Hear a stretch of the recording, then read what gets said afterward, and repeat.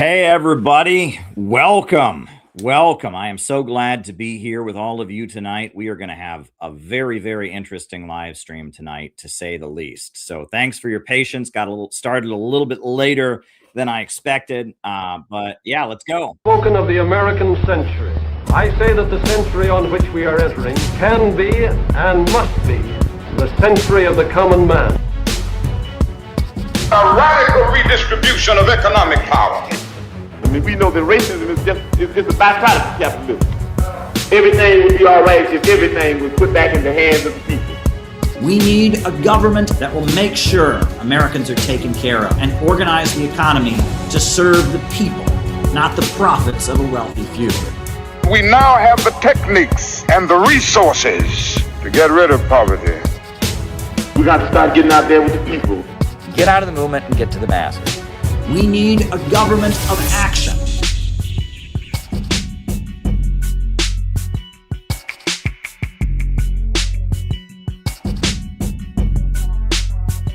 Welcome, everybody. I have got quite a slideshow for you all tonight. A lot is happening, and we're talking about Tulsi Gabbard stepping down, and there is so much that you need to be aware of, and there is so much analysis you will only get on this channel. And I have prepared quite a slideshow. I've had a very busy day today. I was live doing a story out in front of the UN. They had an important UN Security Council meeting today, and I'll be talking about that. And then I was interviewing people on the street, and I literally just walked in the door. I've been preparing slides all day for this PowerPoint as soon as I found out that Tulsi had stepped down, and I'm just getting everything together, and I've still got a bunch of stuff, but we're going to just do the slideshow here tonight. But welcome, everybody. I'm really glad that you're here. We are going to follow our usual format, which is first I give my opening remarks, and then from there we do a roll call. And then after that, the second half of the show is just me answering your questions. So if you have something you would like me to talk about in the second half of the show, please send a question. The best way to do it is to go to buymeacoffee.com / Caleb Maupin. You can do a Rumble rant, Caleb Maupin 22 on Cash App. And you can also super chat me. We are monetized again, right? They decided to let me be monetized. So you can also send a super chat. So super chats are appreciated. You can also do that. And we're back. We are monetized again. So in terms of announcements, I'm headed to Grand Rapids for the Rage Against the War Machine rally that is happening on Sunday. I am looking forward to that. So if you're planning to be there, I know Garland Nixon's going to be there, Scott Ritter and others are going to be there. And, you know, we do have our CPI National Training School coming up in August. I'm going to be traveling around the country. We're having an event in New York City on July 2nd. We have an event in Minneapolis on July 18th. And I'll be in Los Angeles for an event on July 11th. We got a lot going on. The Center for Political Innovation is a tremendous organization.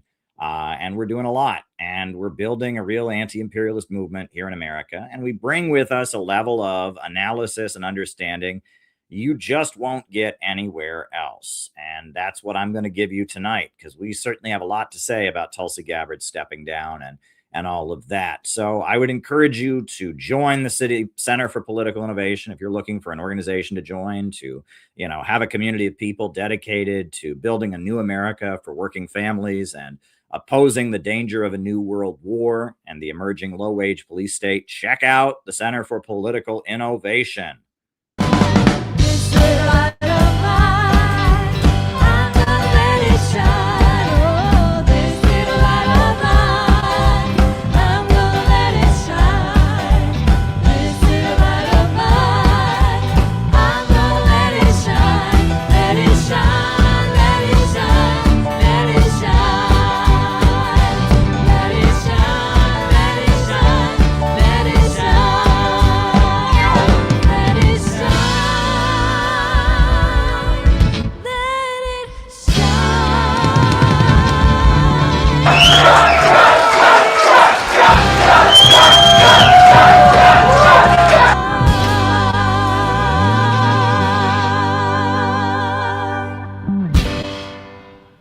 Yeah, that's us. We're the Center for Political Innovation. We have been building a movement, and we're having great activities around the country. And I hope that you will get involved. CPIUSA.org.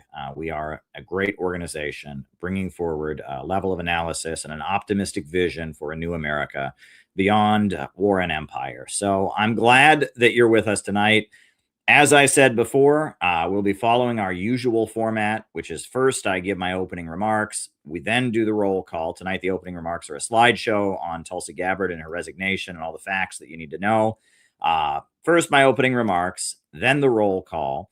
And then after that, I will answer any questions. So you can send super chats, but the best way to send questions is to go to buymeacoffee.com/Caleb Maupin. You can go on as long as you want with your question. You can send them afterwards. That's the best way to do it. So send us a question for the second half of the show. So, yeah, big news. A couple things have happened. There was a horrendous attack on a children's a school dormitory by the Ukrainian forces. They bombed a school dormitory where 86 children were sleeping, and it wasn't an accident because there were 3 different waves of drone attacks on this dormitory. Russia called an emergency Security Council meeting to discuss what is an apparent war crime by Ukraine. Utterly horrible, utterly horrific. Dennis Kucinich, who I talked about last night on this program. Dennis Kucinich was on RT today as a former member of the U.S. Congress, condemning this attack and calling for better relations with Russia, which I thought was amazing. And Tulsi Gabbard, the news is that Tulsi Gabbard stepped down. Tulsi Gabbard is the director of national intelligence. And she will be leaving office very shortly. And a lot of wild information is coming out about that. Now, the official reason that was given for her resignation, keep in mind, is that her husband has cancer. And the feeling is that with her husband having cancer, she needed to focus on dealing with his health. But behind closed doors, Reuters and others are confirming that she opposed the Iran war. However, she's managed to leave on good terms with President Trump. Trump tweeted out that he thought she did a great job. He's sad to see her go. She's leaving on good terms with Donald Trump, which is interesting, right? This is not like a protest resignation. And there's a lot that has led up to it, but the latest development is now the Daily Wire, which is a prominent conservative outlet, right? I mean, that's the outlet of Ben Shapiro. The Daily Wire dropped this bombshell as she was leaving office. This is big, and I will just put this on the screen. The source is the Daily Wire, so this is somebody who, this is this is RT is citing the Daily Wire. Tulsi Gabbard plans to release findings on Havana syndrome, COVID, and the 2020 election before she leaves her position. Very, very interesting. Very, very interesting. Another important bit of information, which Max Blumenthal raised. Max Blumenthal is an important journalist. Max Blumenthal of the Gray Zone pointed out this. A couple days before Tulsi resigned, Amaryllis Fox left her position at the Office of Director of National Intelligence. Though Fox denied it, and one of her associates told the Washington Post she did it because she opposed the Iran war. Now, who is Amaryllis Fox? Who is Amaryllis Fox? Well, she is a former CIA officer, but she's also, her father-in-law is Robert F. Kennedy Jr., is RFK. RFK Jr. is her father-in-law, and she is a CIA officer, and she ran RFK Jr.'s presidential campaign. That's important to note. And more information continues to surface. Now, Kirill Dmitriev, who I have met, he is the director of the Russian Foreign direct investment fund, a very, very important figure who, arranges for foreign countries to invest their money into Russia. Kirill Dmitriev tweeted out, Tulsi Gabbard played a key role in exposing the perpetrators of the Russiagate hoax. Many deep state actors and Obama-Biden surrogates will try to bury her work. We will see if the truth prevails and the perpetrators are punished, right? You remember, that was Tulsi Gabbard. One of her big achievements was revealing all the lying that was done to convince us Russia had somehow interfered in the U.S. elections and gotten Trump elected. And it was Tulsi Gabbard who released all the documents showing that that was a lie and that all kinds of CIA and Obama administration officials and the Hillary Clinton campaign had come up with this crazy story that Russia somehow caused Trump to win the election, when behind closed doors, they knew the opposite was the case. So a lot is going on here. Tulsi Gabbard will be leaving office as the intelligence director very shortly. Russia recognizes that she revealed a really, really important truth. It appears, according to Reuters and according to Max Blumenthal, this is about opposition to the war in Iran, but she's managed to leave on good terms with Donald Trump. Her husband has cancer, according to the reports. A lot is going on here. And tonight, I'm going to give you a slideshow presentation that I have thrown together. And forgive me, please forgive me if this, this is very much, I've been gathering information all day while doing my job as a journalist, it's not easy, but, I have a lot to say about this, as you can imagine, right? Tulsi Gabbard, let me just put it this way. We have spoken with each other, and I know for a fact that maybe she hasn't personally read this book, but her staff has read my book on Kamala Harris, and she knows this book exists. I know that for a fact as well. So Tulsi Gabbard, the U.S. intelligence director, who was a member of Congress from the Democratic Party, left the Democratic Party as she was shunned for being an anti-war activist, and joined the Republican Party, campaigned for Trump. Tulsi Gabbard was named intelligence director by Donald Trump and then stepped down. I got a lot to say about this, and a lot of it is going to be background information. I mean, there's a lot of background information here. If you really want to kind of understand the context, right? There's a book. I put out a little pamphlet. It's like a section from one of my bigger books. But I put out this little pamphlet. What is a counter gang? And I talked about the various illiberal organizations that are used in fights among the ruling class and intelligence and geopolitical schemes. When they talk about how war in the 21st century, fourth generation warfare, is fought by non-state actors, and about how the ruling class, when they are fighting among each other, they build up societies of December 10th. We talk about back in Marx's day in 1851, when Louis Bonaparte, Napoleon's nephew, named himself military dictator. He formed a group called the Society of December 10th that organized street protests and mobs to build up street support for the military to take over the French government. That divisions in the ruling class and the fomenting of mass movements and illiberal organizations that are ideological, they are very, very important. I mean, obviously, the Center for Political Innovation, that's what we are. We are an illiberal movement that is committed to anti-imperialism, building a new America beyond globalism, imperialism. And, we want to support anybody within the ruling class who will get us closer to the rising new economy in the East and further away from the old colonial powers. We want to oppose the danger of a new world war. We want to oppose the emerging low-wage police state. And that's going to mean the construction, we believe, of an anti-monopoly coalition. It is the big monopolies, the oil bankers and the Silicon Valley fascists and the Rockefeller Eastern establishment, the old British Empire elite. They are the ones that are grinding America into poverty and getting us into more wars. And we believe that ultimately there are going to be even very wealthy people who are pro-growth and pro-humanity and want America to be more prosperous. And that ultimately an anti-monopoly coalition is needed. And there are big divisions among the elite. And when there are big divisions among the elite, that creates an opening for the people to intervene. And we want to build a mass movement. And we supported the Rage Against the War Machine protests. We provided a platform for Scott Ritter. And Tulsi Gabbard spoke at the Rage Against the War Machine's protests, which we sponsored. And Tulsi Gabbard spoke at the rally. Scott Ritter was unable to speak at the rally, so we provided a platform for Scott Ritter.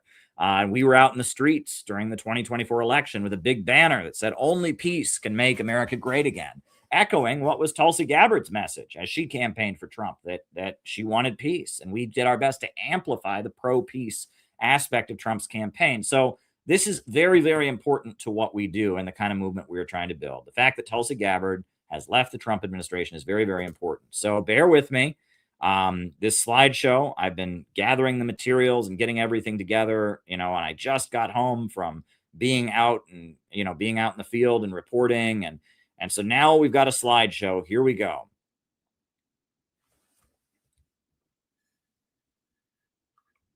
I'm just waiting for it to upload. There we go. Tulsi Gabbard steps down. Crisis in the American power structure. So here we go.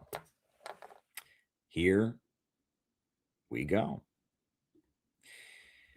So we got to go back to the late 1950s and the early 1960s. Right? So back in the 1950s, there was a phenomenon in American politics called McCarthyism. People know about McCarthyism. Joe McCarthy was a congressman who rose in popularity and gained a lot of power for himself by accusing people of being communists. And he went after not just people on the left and not just people in the Democrat Party, but even Voice of America. He accused the CIA of having communist connections. And a lot of very powerful people had their reputations destroyed and lost their careers because of Joe McCarthy. And Joe McCarthy, he didn't like Israel, for example. And it appears that Israel moved against him.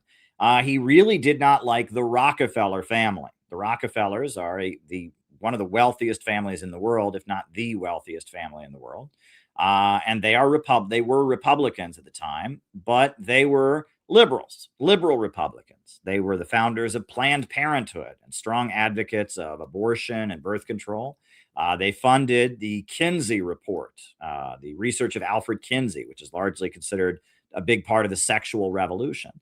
And the Rockefellers, they are Malthusians. They believe there are too many people in the world. They need to drive down the population.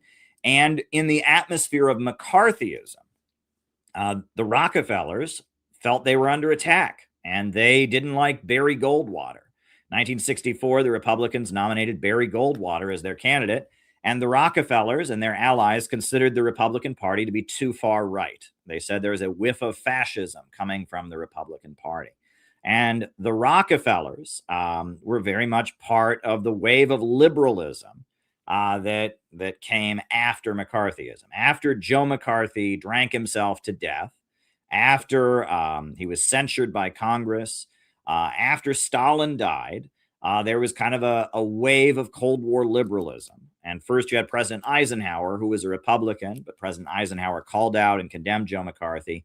And then you had John F. Kennedy being elected. And the civil rights movement, the modern civil rights movement of Dr. Martin Luther King Jr. got going after the lynching of Emmett Till and after the Montgomery bus boycott. Martin Luther King Jr. became a national figure, and the Rockefeller family, which is this wealthy, family in New York City that had been big supporters of Roosevelt, were Republicans, but felt that the Republican Party was too far right and too extreme. They were funding a lot of liberal activism. And another factor that then happened is in 1956, Khrushchev was the leader of the Soviet Union.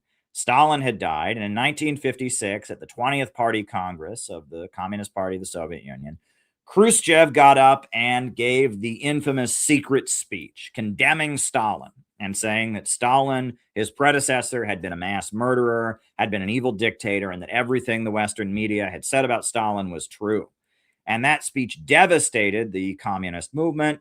And it set the stage for China and the Soviet Union having a falling out and not getting along with each other. And that speech from Khrushchev was very much a message to the United States. It was, look, Stalin, who came before me, was a radical, was your enemy, but I am your friend. And it was to set the stage for what was really the reality of the early 60s. Now, it's funny, this word I'm about to put on the screen, it's a word most people don't know right now. In the 1960s, this was a household word. In the 70s, this was a household word. It's a word that has kind of left modern vocabulary. But if you knew anything about politics back in the 60s and 70s, you knew the word détente, right? Détente is the easing of strained relations, particularly between hostile or rival nations, through diplomacy, negotiations, and dialogue rather than conflict. And that in the late 1950s and early 1960s, there was a big trend for what they called détente, or de-escalation of the Cold War between the United States and the Soviet Union. And Khrushchev, as the leader of the Soviet Union, who came in after the death of Stalin, he was pushing for détente, a de-escalation of the arms race. And the Rockefeller family funded a lot of the beginnings of what you might call the peace movement. In New York City, probably the biggest church in all of New York City, and one of the biggest churches in the country, is called Riverside Church. It's located in Harlem. It's very close to Columbia University. And the whole thing is, the whole church has basically been paid for by the Rockefeller family. There's a big mural of John D. Rockefeller there. It is a Rockefeller project. And Riverside Church became the organizing center for a lot of liberal activism in the 1950s and 60s. Riverside Church, they had ban the bomb petitions where people would go out and sign a petition to ban the hydrogen bomb, the H bomb, and to ban nuclear tests. There was something called the Committee for a Nuclear Freeze that operated out of Riverside Church. Martin Luther King Jr. and the Civil Rights Movement operated out of Riverside Church. Martin Luther King Jr. gave many speeches at Riverside Church, and Riverside Church sponsored a lot of civil rights activism associated with Dr. Martin Luther King. And they had the peace parades where, starting in the early 60s, the Riverside Church and a lot of New York City Democrats would have these parades that weren't really they weren't demanding an end to any particular wars, but they were just kind of saying that Republicans were too hawkish and warlike, and we needed to negotiate and de-escalate the arms race, the peace parades. All of this was happening in the late 50s and the early 60s. Now, after Khrushchev gave his secret speech in 1956, the Communist Party of the United States, CPUSA, started to come back into legality. It had been outlawed. They basically prosecuted the entire Communist Party leadership in 1948, sent them to federal prison. And in 1956, the Communist Party already had started operating. Then in 1957, the U.S. Supreme Court had their Supreme Court ruling, Yates versus the United States, made the Communist Party officially legal as long as they did not advocate the violent overthrow of the government. And the Communist Party started functioning publicly again in the late 1950s. And what did the Communist Party do? They got involved with Rockefeller liberal activism. There was almost kind of an alliance between the liberal Rockefeller establishment, which was very much tied in with the CIA, with the U.S. Central Intelligence Agency, and the Communist Party USA that was aligned with the Soviet Union and took its directions from the Soviet Union. The feeling was that the American government was divided between the McCarthyists, the hard right-wing Cold Warriors in the Republican Party and the John Birch Society, and the liberals. And the job of the Communist Party was to give every ounce of support it could to the liberals. And so the Communist Party was heavily involved in Riverside Church, even though it was paid for by the Rockefeller family. And when the Vietnam War got going, the Communist Party of the United States was involved in creating an organization called Negotiate Now. And who was the head of Negotiate Now? Zbigniew Brzezinski. Zbigniew Brzezinski, the head of the Cold War University at Columbia University, the Center of Communist Studies at Columbia University, the geopolitical strategist, the U.S. intelligence strategist. Brzezinski headed this activist group that was against escalating the Vietnam War. It wasn't against the Vietnam War, I guess it was for negotiating an end to the Vietnam War. And even though the Communist Party USA's members were largely the ones that were involved in running Negotiate Now, it was Big New Brzezinski. The Center for Communist Studies at Columbia University, notorious Cold War anti-communist. He was the guy who headed up Negotiate Now, and he was a known CIA asset. But that was the strategy that the Communist Party had coming out of McCarthyism. Many of them had been in prison. The FBI had stalked them. They were very much on the defensive. And there was a feeling that people like Brzezinski, liberal CIA guys, and the Kennedys and others would de-escalate the nuclear arms race. So as the Communist Party of the United States came back into legality, what they did is they got involved in the liberal activism that was funded by the Rockefeller family. And there was a lot of money all of a sudden in the late 1950s and early 60s. There was a lot of foundation money being given out to fund liberal activism. The Ford Foundation, right, that was paid for by the estate of Henry Ford, that was very much staffed by CIA-linked people. They were paying all kinds of people to do civil rights activism and liberal activism, funding training schools for civil rights marchers, funding, campus anti-war voices. There was something called the Institute for Policy Studies that was created that paid academics to write kind of liberal critiques of militarism and liberal critiques of McCarthyism and censorship, and that Rockefeller money was being used to fund liberal activism. And the Communist Party of the United States, that was aligned with the Soviet Union and was funded by the Soviet Union, their orientation was to go and support this kind of wave of liberal activism coming from the Rockefellers. And basically, McCarthyism had been a threat to the American political establishment. Joe McCarthy had built up this kind of demagogic anti-communist campaign. He'd caused a member of the U.S. Congress named Lester Hunt to commit suicide by blackmailing him about his son. Lester Hunt's son was gay, was arrested for being gay, and Joe McCarthy blackmailed him, and this U.S. senator killed himself.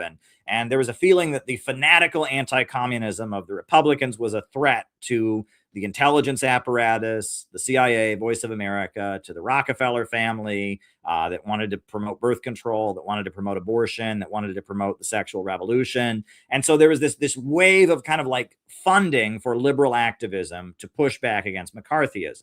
And part of that was the early peace movement. The Rockefellers wanted to negotiate with the Soviet Union, and they wanted détente. And there was a big push for ban the bomb, de-escalate the nuclear arms race, and negotiate with the USSR.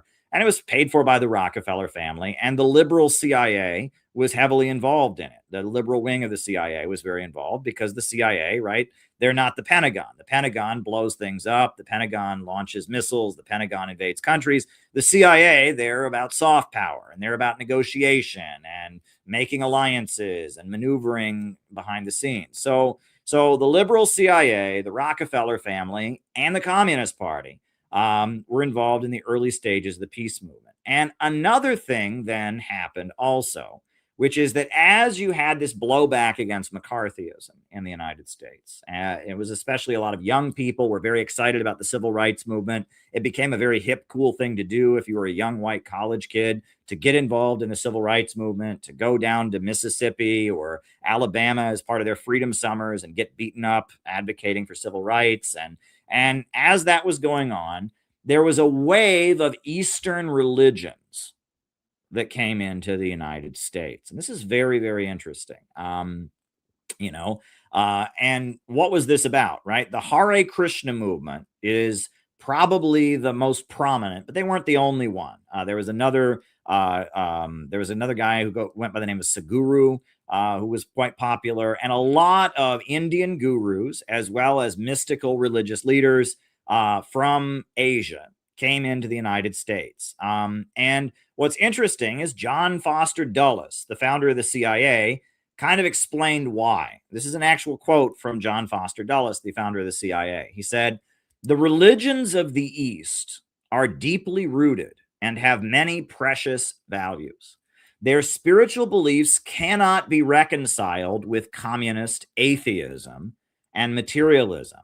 That creates a common bond between us. And our task is to find it and to develop it. And that was the CIA's founder, John Foster Dulles. That's what he said. So it was blatantly the strategy of American intelligence to make friends with mystical Eastern religions. And basically, anywhere that you went in America, where it was the kind of place where there was like liberal activism going on, the kind of places where you would find communists, right? The civil rights movement, the communists were heavily involved in organizing for Black liberation, the peace marches, like the Communist Party was running Negotiate Now, the Communist Party was trying to oppose the Vietnam War.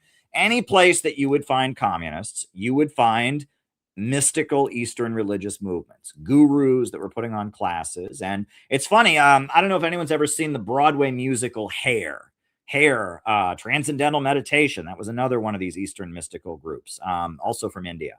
And you ever see the musical Hare, right, which is a hippie musical from 1968. Well, the musical Hare, they have a whole big Hare Krishna number. They just feature the Hare Krishna movement. They're just a really big part of the musical. And George Harrison of the Beatles converted to the Hare Krishna religion. And right, the Beatles were the main counterculture rock and roll band. And you know, George Harrison started playing the sitar on Beatles albums. If you listen to Sgt. Pepper's Lonely Hearts Club Band, they have a whole song with George Harrison playing the sitar because he converted to being a Hare Krishna. And that the Hare Krishna movement, transcendental meditation, Sadhguru, all these kind of Eastern mystical religions were a big part of this kind of liberal CIA push for a peace movement. And what was that about? Well, I think partially it was that there was a fear, you know, as the CIA was funding all this liberal activism, they knew the Communist Party was involved. And there was a fear that communism would recruit and that communism would grow out of this. And so the feeling was maybe that, you know, these young people that are getting involved in civil rights, these young people that are getting involved in, you know, the peace movement, it would be better if they become Hare Krishnas. It'd be better if they get into transcendental meditation, if they become Buddhists or you know mystical religious practitioners, Hindus. It'd be better that they do that than join a communist group. And that, you know, it's pretty clear, you know, based on this, that, you know, when the leader of the founder of the International Society for Krishna Consciousness came to the United States, there was CIA support for that. And that there was an effort to advance these kind of Eastern mystical religions, not just in Asia, because they were against communism, but also in America in dissident and radical circles.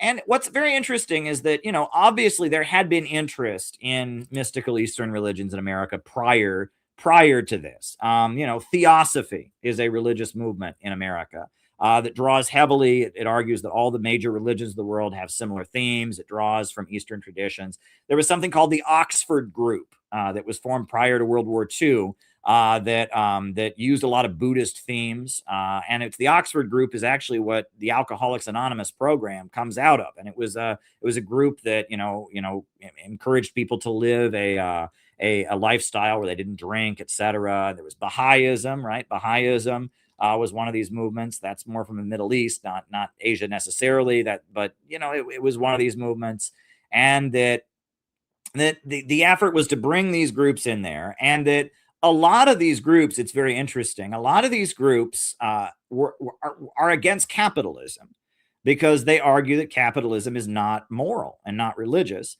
But many of these groups, not all of them, are very against communism as well, because communism is atheistic, right? And the position of a lot of fanatical Hindu groups, a lot of fanatical Buddhist groups, a lot of these Eastern mystical groups we're against capitalism because it's not moral, because men don't care for each other and people are selfish and greedy. But communism is the most evil because it's materialist and atheist and not spiritual.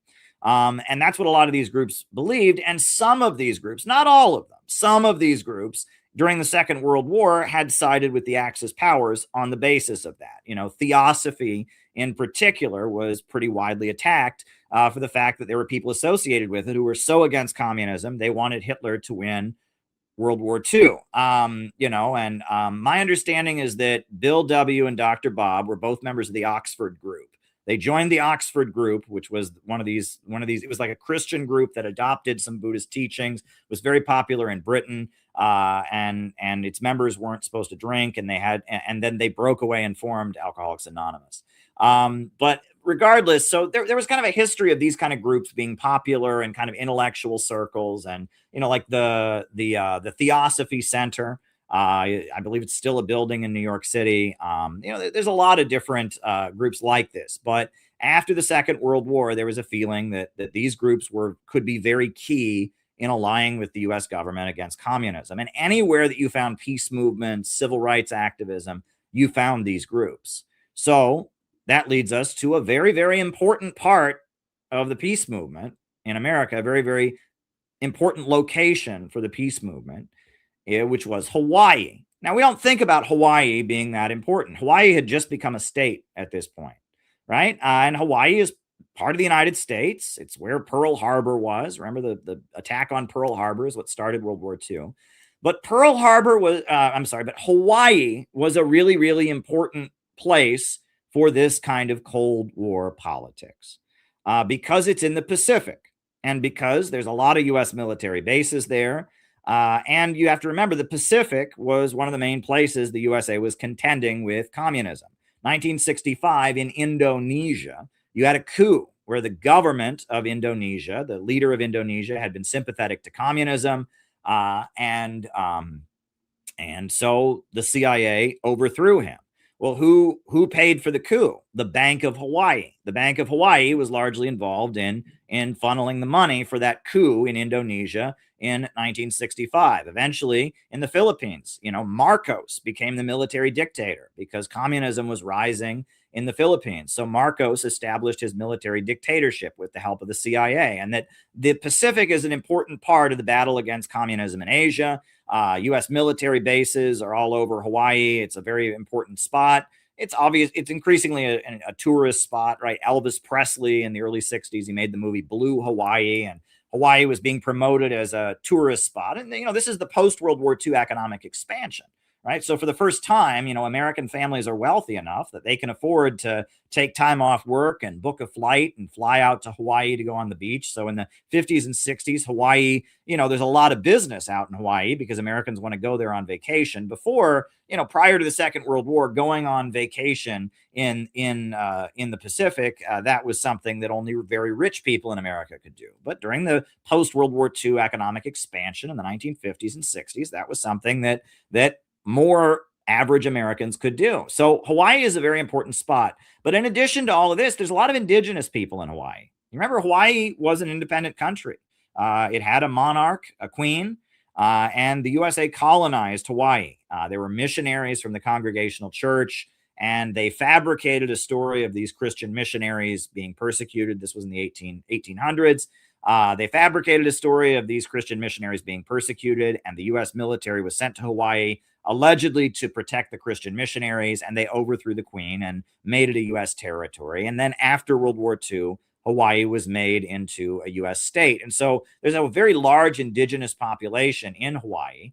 And those folks, they, are very, very poor. And, they're not wealthy tourists. They're not living in luxury condos. They live in a lot of poverty. And a lot of them really don't like the U.S. military bases. And a lot of them really resent the United States having colonized them. They consider the U.S. government illegitimate. There is an independence movement among indigenous activists, etc. But the important thing to remember is that in Hawaii, there is a labor union that runs the docks, right? Of not the military, but the commercial shipping in Hawaii. If it's unloaded, still to this day, right? If someone's unloading ships in Hawaii, they're being unloaded by the International Longshore Warehouse Union, the ILWU.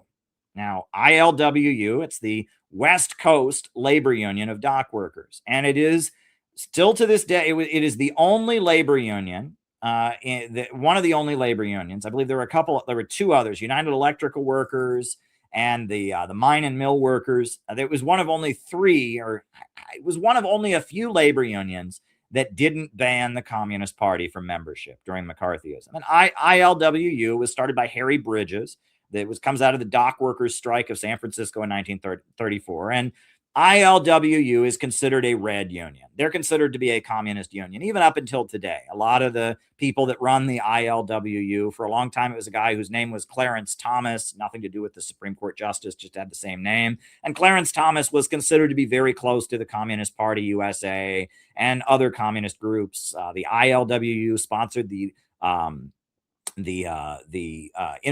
Million Worker March in Washington, D.C. in 2004. That was very much a communist and communist operation with the Workers' World Party and the United Electrical Workers Union. And it was the ILWU is considered to be one of the more red labor unions. And they run the docks in Hawaii, even up to today. They're a very powerful labor union. And so Hawaii is an important place, obviously. And as you're having a peace movement that's emerging in the 1960s, and you have the Rockefellers paying for kind of liberal peace activism and wanting détente with the Soviet Union, you have the Communist Party basically aligning with the Rockefellers and trying to kind of boost their message of pushing for détente with the Soviet Union. And the Communist Party has a lot of members in Hawaii that are part of the International Longshore Warehouse Union. It gets very, very interesting. Now, interestingly enough, who is born in Hawaii during this time? Young Barack Hussein Obama. And Barack Hussein Obama is born in Hawaii, and Obama's grandparents are the owners of the Bank of Hawaii. Obama's grandmother is the first female president of the Bank of Hawaii. Obama's grandfather is a founder of the Bank of Hawaii. Obama's grandparents are from Kansas, but they moved to Hawaii and they run the Bank of Hawaii, which is very key in funneling money throughout the Pacific. And it's very much tied in with U.S. intelligence. And their daughter, Ann Dunham, who is Obama's mother, she goes to college and she works for the Ford Foundation, which is one of these liberal activist groups. She's a liberal activist. And she is involved in, all kinds of stuff. She eventually moves to Indonesia, but she's a liberal activist and a liberal academic who works for the Ford Foundation. And so her son, Barack Obama, for a while, he lives with her in Indonesia. Then he moves back to Hawaii with his grandparents. And Barack Obama, in his autobiography, he talked about a figure, a kind of a mentoring figure, who had been an influence on him when he was growing up, like a friend, a guy who had mentored him, but also he didn't agree with him, an older man named Frank. And for years, it was just the guy was named Frank, and no one would really tell you who Frank was. It is now confirmed that Frank was Frank Marshall Davis. In Barack Obama's autobiography, he talks about, "It made me smile thinking back on Frank and his old black power dashiki self. In some ways, he was incurable as my mother, as certain in his faith, living in the same 60s time warp that Hawaii had created." So Frank Marshall Davis was an African-American writer and a Communist Party USA member who had moved to Hawaii and worked with the International Longshore Warehouse Union. And Barack Obama knew him as a child, and Barack Obama's mother was friends with Frank Marshall Davis. And Obama talks about, he kind of makes fun of Frank Marshall Davis for being a black nationalist, which is interesting because if he was in the Communist Party USA, they were not black nationalists, but for being a black radical, his black power dashiki self, right? And Obama kind of makes fun of Frank Marshall Davis, this important black intellectual who worked for the International Longshore Warehouse Union and wrote for their magazine and their newspaper. And so that shows you that this is all very interesting. Now, in Hawaii at this time, there's a very important couple that are involved in the Communist Party. Dr. Willis Butler and Irene Butler, his wife. And they are very, very important communists in Hawaii at the time. I'll put up a picture. I couldn't find a picture of Irene, but Dr. Willis Butler, he's a doctor, and he volunteers for the International Longshore Warehouse Union. In 1965, he founds the Hawaii Committee to End the Vietnam War. And he's an important peace activist and friend of the Communist Party in, if not a member, he was probably a member of the Communist Party, Dr. Willis Butler. And his wife, Irene Butler, is very involved. They protest the Vietnam War. They protest against U.S. military bases. They're supporters of the civil rights movement, and they're admirers of the Soviet Union. They're Communist Party members that work with the International Longshore Warehouse Union. And they're part of the political scene in Hawaii. They're very important in the activist scene. Well, they have a son named Chris Butler. And Chris Butler is a young man. His parents are both communists. His father's a doctor. His mother is also involved in the communist activism for peace. They start the Vietnam, the 1965 Vietnam Committee to End the War in Vietnam. Well, Chris Butler, as a young teenager going to anti-war protests with his parents, he quit. He quit being a communist. He didn't join the communists, and he converted to being a Hare Krishna. And Chris Butler, the young Chris Butler, he converted to Hare Krishna religion. Chris Butler is the spiritual teacher of Tulsi Gabbard. Tulsi Gabbard was pretty much raised by Chris Butler. And there's a lot of people that want to make that a scandal. I don't think that's necessarily a bad thing. I think that's just a part of life. There's a lot of stuff about Tulsi Gabbard and how she was raised in the religious group of Chris Butler. And it's cult awareness network, anti-cult hysteria stuff. It's stupid. And that's not what I'm here to say. I honestly think it's a very good thing that Tulsi Gabbard has ties to Chris Butler, and it actually makes sense, politically. I don't necessarily agree with everything Chris Butler says, but what I'm telling you is the reason that Tulsi Gabbard has taken so many good stances in politics when it comes to Syria, when it comes to wanting peace with Russia, has a lot to do with the fact that she's part of Chris Butler's religious movement, that Chris Butler, presided over her wedding, that Chris Butler, she grew up, her father was one of Chris Butler's most prominent followers.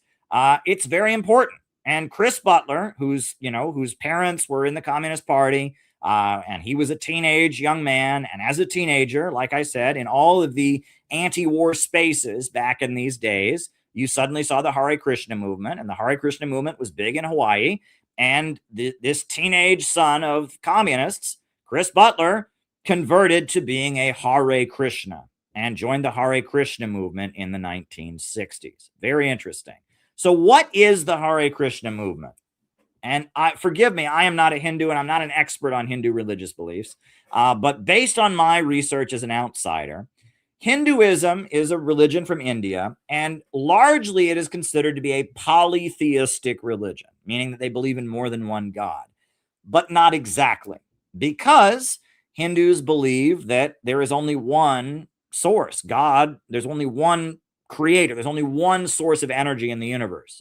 And so it's kind of a sliding scale, you could say, among Hindus. Some Hindus strongly believe in many, many different gods. And some Hindus say all the gods are basically just the face of one God. And there's kind of a sliding scale between them, right? We have some Hindus that are adamant that these gods are all separate. Sure, we're all created by one source, but these gods are very separate. And there are some Hindus that maintain there is only one God, and the different deities of Hinduism are just the faces of that God. The Hare Krishna movement are as close to monotheism as you can get within Hinduism. They believe there is one God, and that all the different deities are just different faces of that God, right? They're monotheistic Hindus, about as close to monotheism as you can get within Hinduism.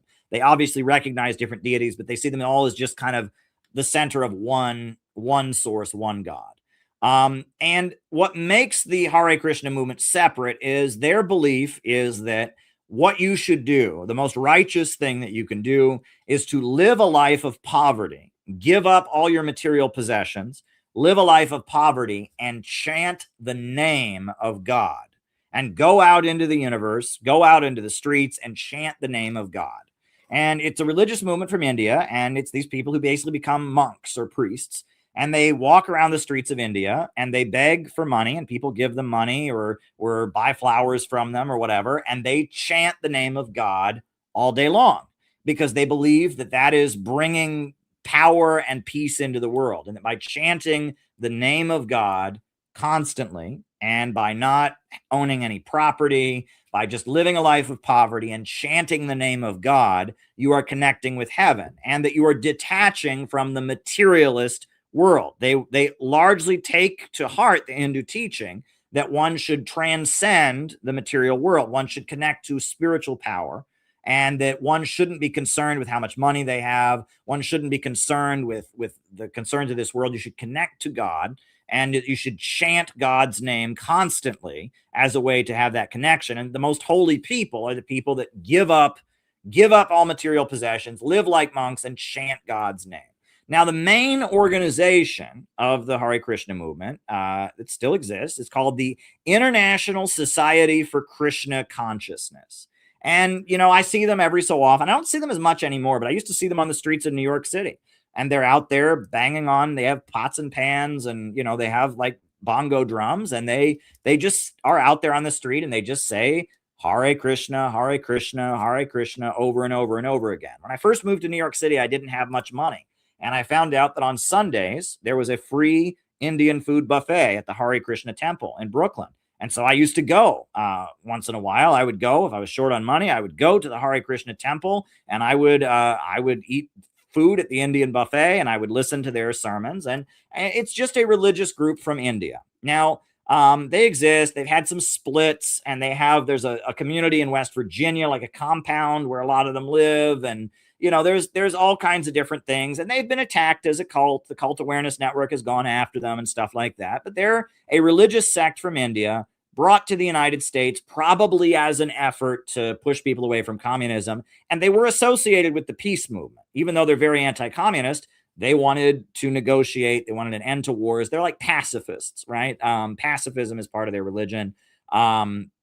So that's it's called ISKCON, which is the main Hare Krishna organization. Now, Chris Butler was part of ISKCON, but he had his own ideas and his own following, and he's white, right? He's not from India, right? He's a white dude. And the Hare Krishna religion is very much centered around India, right? It's very much an India-centered religion, and that's going to be very important as we continue with this. So he's a white dude, and, it's a religion from India, and his relationship with the International Society of Krishna Consciousness is kind of back and forth. He joins it as a young teenager. Then he kind of breaks away from it and starts his own group. Then he is able to kind of negotiate going back in, and he has like his own following within it. And then he has a falling out with them. And when he breaks with them, ultimately, he forms his own religious group, which is called the Science of Identity Foundation. And it is a, I guess you could say it's a breakaway from the Hare Krishna movement led by Chris Butler. And it is very important in Hawaii. They have thousands of followers in Hawaii who follow their teachings. And they are just a religious group in Hawaii. Now, what's interesting is there's a guy from Samoa who was recruited and joined and converted to Science of Identity Foundation and became a follower of Chris Butler. And that guy's name was Mike Gabbard. And Mike Gabbard is Tulsi Gabbard's father. He's Samoan, and he converted to Science of Identity Foundation. And he's a very important person in Hawaiian politics. He's a very important Democrat in Hawaii. He was elected to the state Senate in Hawaii. And he was very opposed, because of his religious beliefs, to gay marriage. And so he ran the advertisements on television in Hawaii opposing gay marriage. And that he was a Democrat, and kind of a, moderate conservative Democrat, and an important political family. And he's a follower of Chris Butler. And he has a daughter named Tulsi Gabbard. And Tulsi Gabbard grew up in the Science of Identity Foundation. And she is very open about the fact that she is a Hindu. She is a Krishna follower. Chris Butler is her spiritual teacher and her advisor. And she's very open about that. And again, I don't think that's a bad thing. I think it actually is a good thing if you understand everything I'm teaching here tonight. So Tulsi Gabbard grew up in the religion of the Science of Identity Foundation. Her father, Mike Gabbard, is an elected official, And she joined the U.S. military and fought in Iraq after 9/11. And she served in the U.S. military in Iraq. And she went back into politics in Hawaii. And she was elected to the U.S. House of Representatives from Hawaii. And Tulsi Gabbard was a Democrat when she first got elected. And that's important to keep in mind. But before we get to that, we need to talk about Indian politics, right? Because this is, again, there's many layers to all of this. India is a very important country. If you are a Krishna believer, if you're a Hindu, India is your spiritual homeland. And India is the second most populous country in the world. China has the most people. India is the second. India is a very large country. And it's on the Eurasian world island. And it's a very, very large country. And India was for many, many years, it was a colony of the British. After the Second World War, India won its independence. And after India won its independence, they've had a number of different governments, but there have been two major political parties in India. The political party that has ruled India for most of its time since it became independent is called the Indian National Congress, or the Congress Party. And the Congress Party of India is a social democratic party. It's not a communist party. It's kind of like the British Labour Party, except it's not an imperialist party. It's in an oppressed country, but they're not a communist party. They're very much kind of a I don't know what you would call them. They're like liberals or social democrats, and they're the Congress Party. Nehru was a figure associated with them, and the Congress Party of India, largely considers itself to be a socialist party, not in the communist sense, but in like the Bernie Sanders sense. Now, in the 1960s, India and China had border disputes, and there's still to this day disputed territory between India and China. The Soviet Union supported India against China. And in the 1960s and 70s, India's politics very much pivoted toward being friendly to the Soviet Union. You had Nehru, who was the leader. You had Indira Gandhi and other figures that were in the Congress Party, and they had 5-year plans of development. They brought in Soviet investment. The Soviet Union built steel mills and power plants in India to help India develop, and they maintained friendly relations with the United States. And they also maintained friendly relations with the Soviet Union. And the Soviet Union and China were not getting along. And so the Soviet Union supported India against China during these years. Now, the other political party in India is called the BJP. And I'm not going to try to pronounce their name because I will butcher their name. But they're the Hindu Nationalist Party. And they're a party that very much feels that the Hindu religion is an essential part of the identity of the people of India, right? That Pakistan was formed as a Muslim country, and that India is, in their view, a Hindu country, and they're in favor of a religious government. Whereas the Congress Party is secular, the BJP is very much a religious political party, and they call them Hindu nationalists, meaning that they believe there is an Indian nation, and the religion of the Indian nation is Hinduism. And for most of India's time since they became independent, the ruling party has been the Congress Party. But the Congress Party has changed a lot.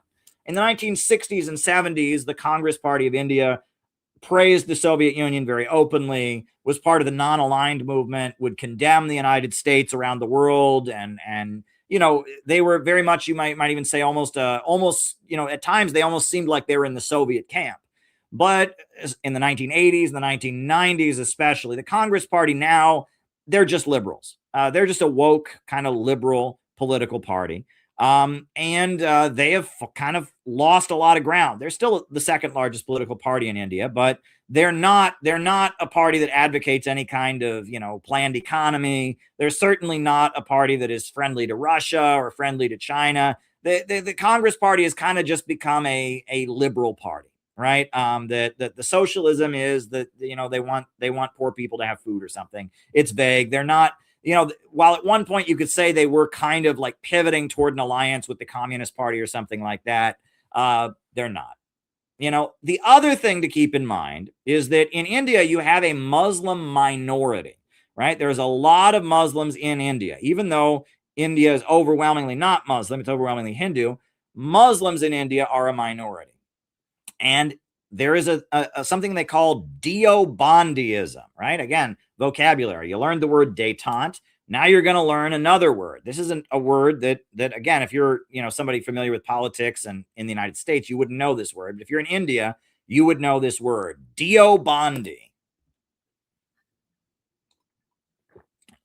A Deobandi is an adherent of a major revivalist or reformist movement within Sunni Islam.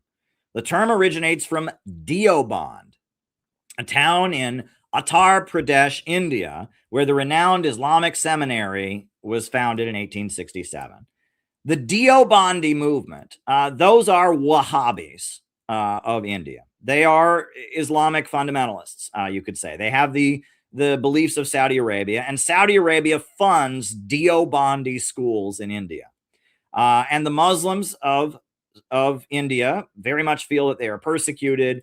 And there is, there has been a terrorist movement tied to the Deobandi schools in India, right? These schools that are funded by Saudi Arabia, there's probably a lot of them that aren't terrorists, but among them, there has been a lot of terrorist groups that feel that the government of India is oppressing them, which a very strong argument could be made for that. I'm not saying that, the government of India treats Muslims nicely, but, among the Deobandis in India, a lot of them feel that they are being oppressed by the government of India. And there have been a number of bombings, assassinations, terrorist attacks. There is an Islamic extremist movement among the Muslim minority in India.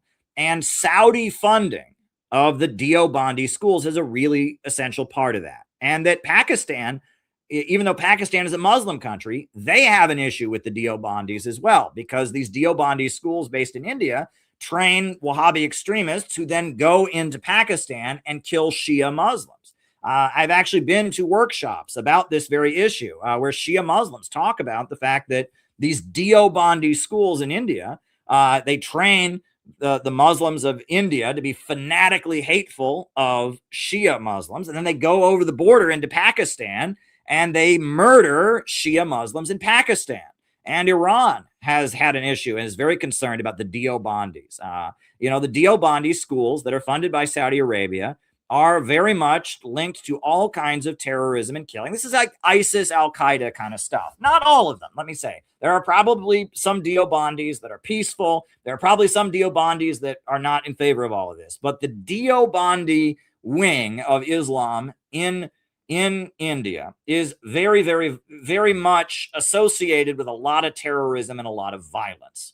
And that is something that, this word Deobandi, you wouldn't even know that. That's an obscure word that Americans don't even know, but it's a big deal in India, the Deobandis. Okay, so in India, you got the two major parties, you got the Deobandis. The other thing is that in India, you have a lot of communist groups because India, is a major country and China's right next to it and Russia's part of Eurasia as well. And it's an impoverished country and there is an independence movement against the British Empire, and communism is a big deal. And in India, you have, there's a region of India called Kerala, and the government in Kerala is run by the Communist Party of India, Marxist, which is a communist group that was originally aligned with China and now is just kind of a mainstream communist party, but it has Maoist roots. There is a Maoist communist insurgency in Andhra Pradesh, in the rural areas where various Maoist communists, kind of like the Shining Path of Peru or kind of like the Maoists of Nepal, you have a Maoist communist insurgency that they call the Naxalites or the Naxals, and they exist. You also have another communist group in India that's called the Socialist Unity Center, and they have seats in the parliament. They have regions that they control, and they are very much tied to North Korea. They are the pro-North Korea Communist Party in India, and they have seats in the parliament, and they have big conferences and conventions. That's the Socialist Unity Center.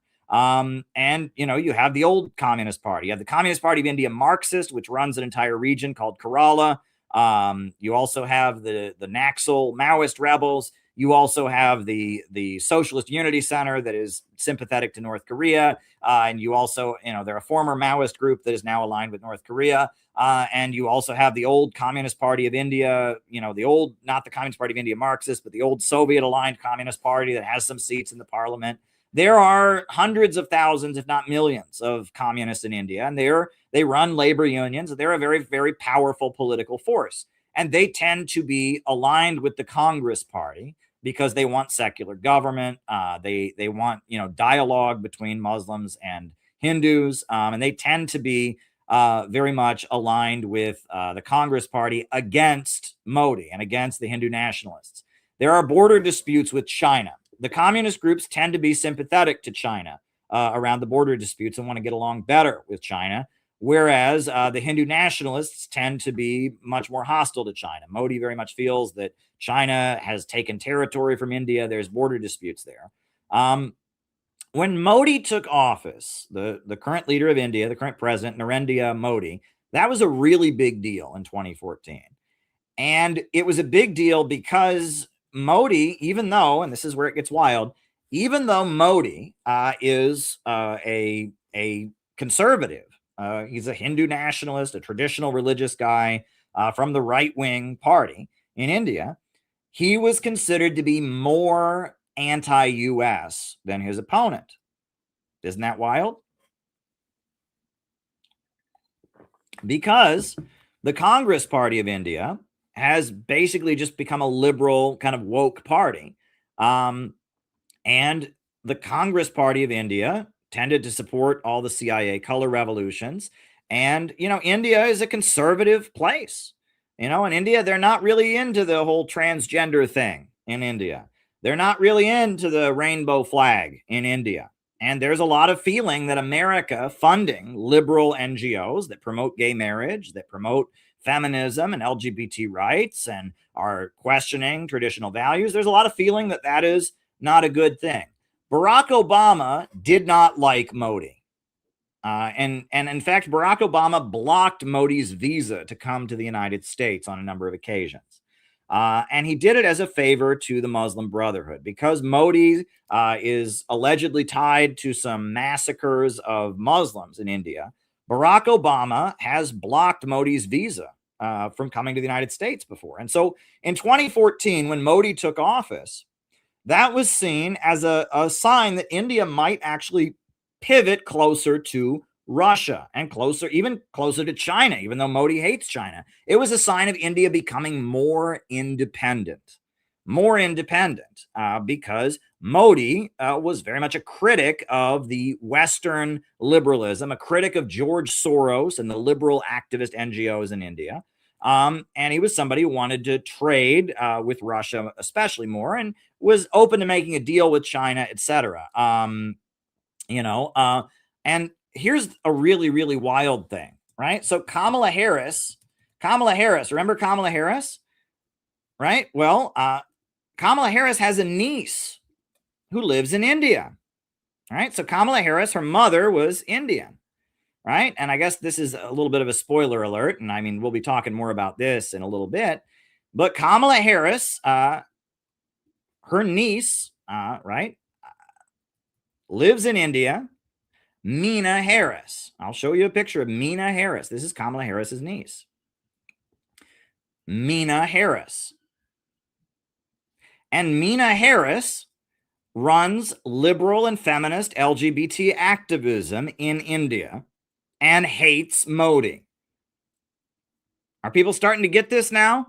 Right? Meena Harris, Kamala Harris's niece, does all kinds of liberal activism in India and hates Modi. Whereas Tulsi Gabbard, one thing about Tulsi Gabbard is she really likes Modi. And the reason that she likes him is because she's a Hindu. She's part of the Krishna movement. And Modi is also a Hindu. He's a Hindu nationalist. And they have a relationship. And there are many photos of Tulsi Gabbard with Modi. And Tulsi Gabbard has met with Modi many times. And she considers Modi to be a friend. And I'm sure she doesn't endorse everything that Modi has ever done. I'm sure she's critical of the Modi government of India in some ways, but Tulsi Gabbard is friendly to the government of Modi in India, and she very much does feel that Modi is a good leader, and she shares his Hindu perspective. She believes in the idea of having a God-centered government, and Hinduism is her religion. And so Tulsi Gabbard really likes Modi, whereas Kamala Harris really doesn't like Modi, and Kamala Harris's niece is trying to lead liberal protests against Modi. There's Tulsi Gabbard with Narendra Modi, the leader of India. So this is all very, very interesting. This is all to keep in mind, right? We're understanding who Tulsi Gabbard is. Mike Gabbard, her father, was part of the Science of Identity Foundation, and she grew up in the Science of Identity Foundation. She joined the military. She was elected to the U.S. Congress. So Modi took office in 2014. So fast forward, right? Tulsi Gabbard is a Democrat, and the thing is, Tulsi Gabbard is the kind of Democrat that used to be allowed. You used to be, Tulsi Gabbard was against gay marriage, but most Democrats were against gay marriage, right? Obama was against gay marriage when he ran for office the first couple times, and that, until Obama's second term, a lot of Democrats were against gay marriage. And Tulsi Gabbard had served in the military, and she said that the U.S. invasion of Iraq was wrong. And in 2016, she supported Bernie Sanders against Hillary Clinton. And that was a big deal because Hillary Clinton is very much the boss of the Democratic Party. Hillary Clinton represented the Democratic Party establishment. However, most rank and file Democrats wanted more left-wing economic policies. They wanted health care. They wanted college to be guaranteed. They wanted, the kind of what Bernie Sanders called his democratic socialist message is what most Democrats wanted. Tulsi Gabbard endorsed Bernie Sanders, and Hillary Clinton had endorsed Tulsi Gabbard when she ran for Congress and supported her. Didn't matter. Tulsi Gabbard supported Bernie Sanders. And that's a big deal. Now, Tulsi Gabbard also made clear, she said, I do not consider myself to be a socialist, which is interesting. She did want national health care, and she wanted Medicare for all. And she changed her position, and she said that she was in favor of gay marriage. And she spoke at some Muslim gatherings and kind of softened her stance against Islam. She had been quite harshly critical of Muslims before, but she kind of softened her stance. And she was in the Bernie Sanders wing of the Democratic Party. Then she spoke up very loudly about Syria.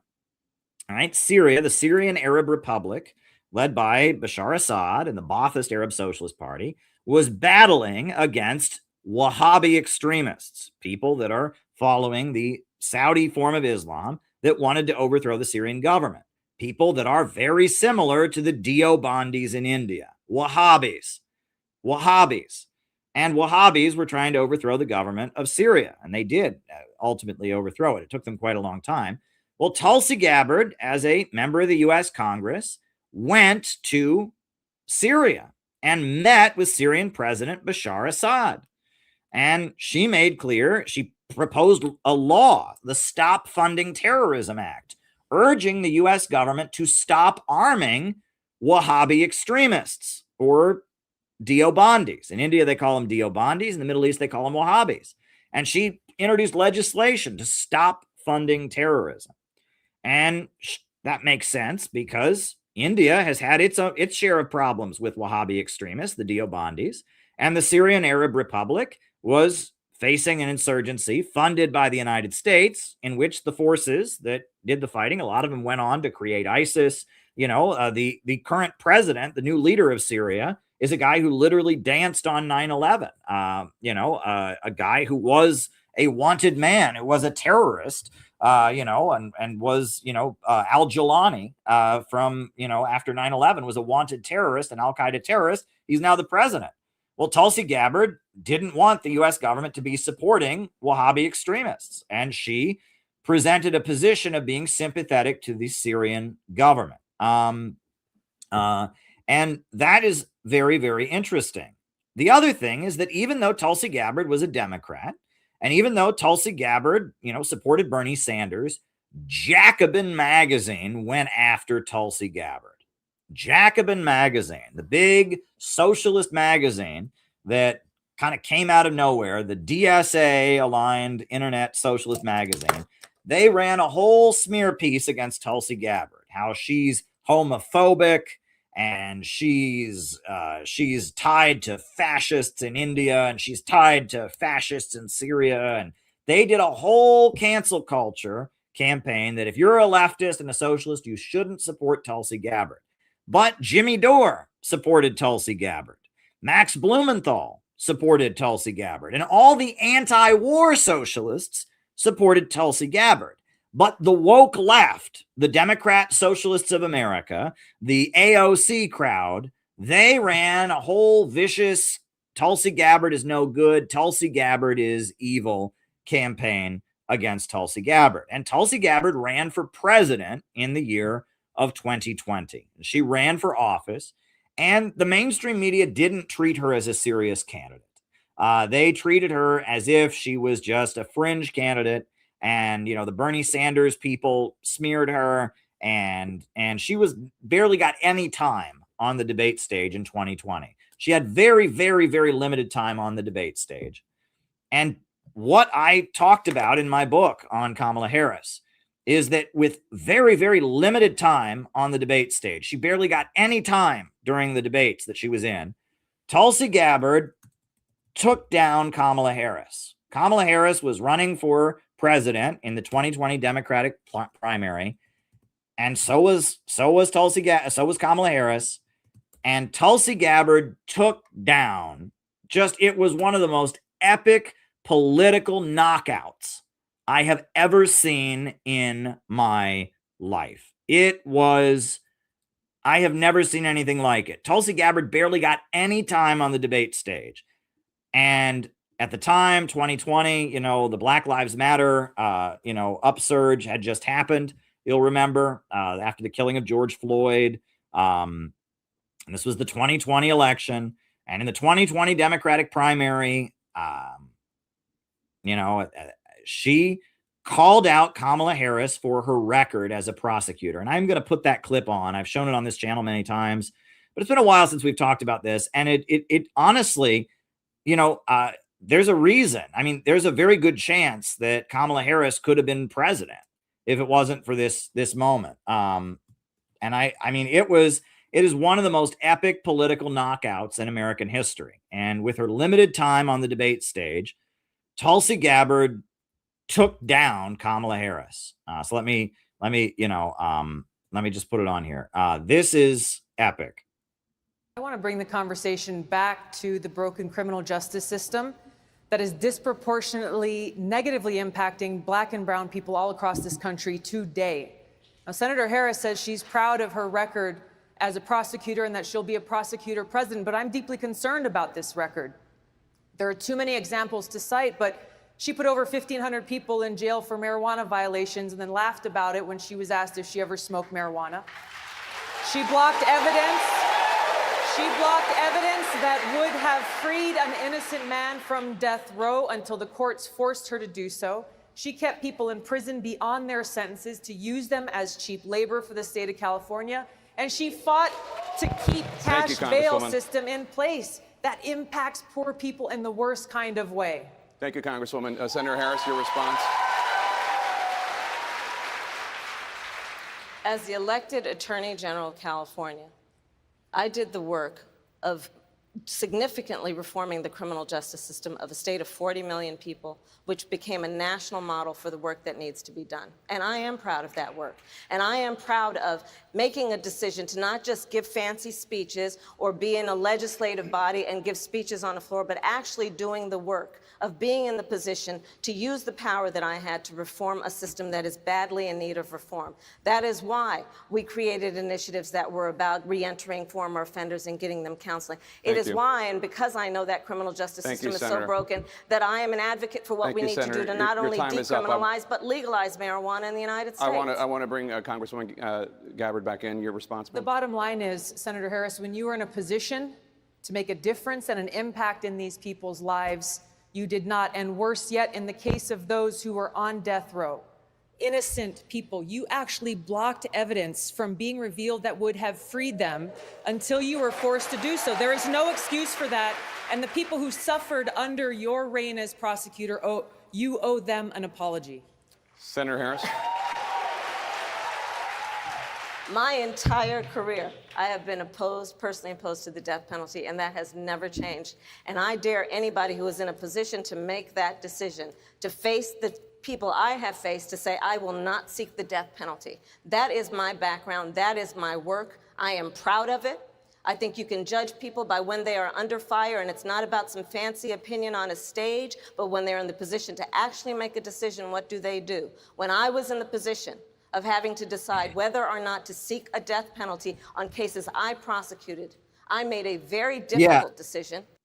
Yeah, she had no response. Kamala Harris's record as a prosecutor is indefensible.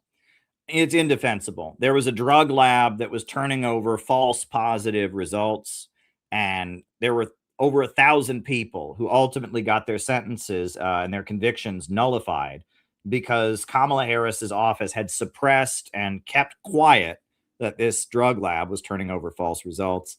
You know, there was a man who was hours away from execution, and the governor of California wanted evidence to make sure, DNA evidence, to make sure the guy was guilty of the crime. And Kamala Harris's office tried to block that evidence from being acquired. There are just so many evil things that Kamala Harris did as prosecutor, you know, bragging about locking up parents because their kids were truant from school. And I mean, Kamala Harris's record as a prosecutor is indefensible, completely indefensible. But what's interesting is that, Tulsi Gabbard used her limited time on the debate stage to go after Kamala Harris. And what became very clear is that Kamala Harris was the candidate selected by Hillary Clinton. When Hillary Clinton made sure she couldn't run, they had a meeting in Long Island, New York, and this is documented. I mean, it's public record in my book, where David Geffen and others said, all the Hillary supporters, we got to put our money behind Kamala Harris. Kamala Harris is tied in to the liberal NGO activist apparatus that was responsible for the Arab Spring. That's her niece, who's in India trying to overthrow Modi with like a feminist LGBT kind of movement. And Tulsi Gabbard is not in favor of that. And, you know, she is sympathetic to the government of Modi. She was opposed to the attempt to destabilize and overthrow the Syrian government. And she stood up to Kamala Harris. And Tulsi Gabbard was basically made persona non grata in the Democratic Party. And like there's video clips of like leaders of the Democratic National Committee saying that Tulsi Gabbard, they don't consider her to be a Democrat. They consider her to be a Republican. It was like, even though she was a Democrat, because she was opposed to the war in Syria, because she was opposed to Kamala Harris, because she wanted a better relationship with Russia, she was just not allowed to be part of the Democrats. And Jacobin magazine, they all went after her. And she was just basically booted out of the Democratic Party because she was anti-war and because she took an anti-war stance. And that, and she also took issue with, the LGBT thing. She said she was in favor of gay marriage, but she wasn't in favor when it came to women's sports. She had issues with the trans issue in women's sports, and she spoke up about that very loudly. And she was basically forced out of the Democratic Party and into the Republican Party. And when Trump was elected for his second term, he made Tulsi Gabbard the intelligence director. And this is another interesting aspect of this, right? So when Trump was running in 2024, you'll remember RFK ran for office as well. Robert Kennedy Jr. And what in the world was that about, right? So Robert Kennedy Jr., who is part of the Kennedy family. His father was Bobby Kennedy, who was murdered. And he's been a figure in American politics. He's been an environmental activist for a long time. He announced a presidential campaign. What was going on? RFK announced he was running as a Democrat. And what was that about? Well, the Democrat Party in America has always been two parties or I guess should say since the end of the Second World War, it's been two parties in one. On the one hand, it is the party of the urban political machines, right? In New York City, we've got Tammany Hall, and there are thousands of firemen and cops and sanitation workers and government employees who work for the city of New York City. And they are Democrats because the Democrats pretty much run the city. The Democratic primary is the election in a lot of parts of New York City. And they're Democrats, and a lot of them are Irish, and a lot of them are Italian, a lot of them are Eastern European. And they're Democrats because the Democrats run the city. They ain't woke. They're not woke. Especially the police officers were really not a big fan of defund the police, really not a fan of Black Lives Matter. They felt it was an attack on police. A lot of them are really not into the LGBT thing. These are firemen and sanitation workers and others, and they're not into that. And the Catholic Church is a really, really big part of this kind of politics. A lot of people in New York City who are in city government, attend Catholic church services, and a lot of them don't even believe. I know a couple people who told me that they attend Catholic church because of their job, right? Because they work for the city and because they're Irish or they're Italian or they're of some ethnic group and they work for the city of New York or they are involved in New York City politics. So they attend Catholic church services because that's where you network to get government jobs and be involved in government politics, right? Those are the urban political machines. And the Kennedy family is like the most famous face of that, right? The Kennedy family, they were Catholic Democrats in Boston. And they very much, represent those urban political machines. However, especially since the Carter administration, you have the Eastern establishment, the Rockefellers, the liberal CIA, pushing back against the urban political machines. And there's kind of a push and pull inside the Democratic Party between the liberal foundations, the Rockefellers, the liberal CIA, and the urban political machines that run the cities. And this is an ongoing story, and that a lot of the prominent Democrats that are more conservative Democrats, that are not more far left Democrats, right? The Pelosi family, the Pelosis, they run an urban political machine in San Francisco. Joe Biden's family have been running Delaware for decades, right? And that many of these, and Jerry Brown in California, his father was the governor of California. Jerry Brown was an important figure in and that the urban political machines are very generational. They're very nepotistic, and they're not very liberal. They're economically liberal. They want government jobs. They support unions, those public sector workers, those firemen and those cops and those teachers. They're all in unions, and they love the teachers' unions, and they love the unions. And they want the government to spend money and raise the pay of government workers and provide the government workers with more things. So they're left in that sense, in that they're not in favor of neoliberalism. They don't want to privatize things. But on the other hand, they tend to be quite conservative, right? Cops and firemen, they tend to be quite, traditional masculine guys. The Catholic Church is an institution through which people network to get those jobs. Those jobs are often very ethnic, Irish, Italian, Eastern European, Polish. They're handed out, if you work for the city of New York, it's understood that if you are a city employee in New York, you must join your ethnic association. Because a lot of the politics in city government is very much nepotistic and based on what ethnic association that you're part of. And so these urban political machines that are the base of the Democrat Party,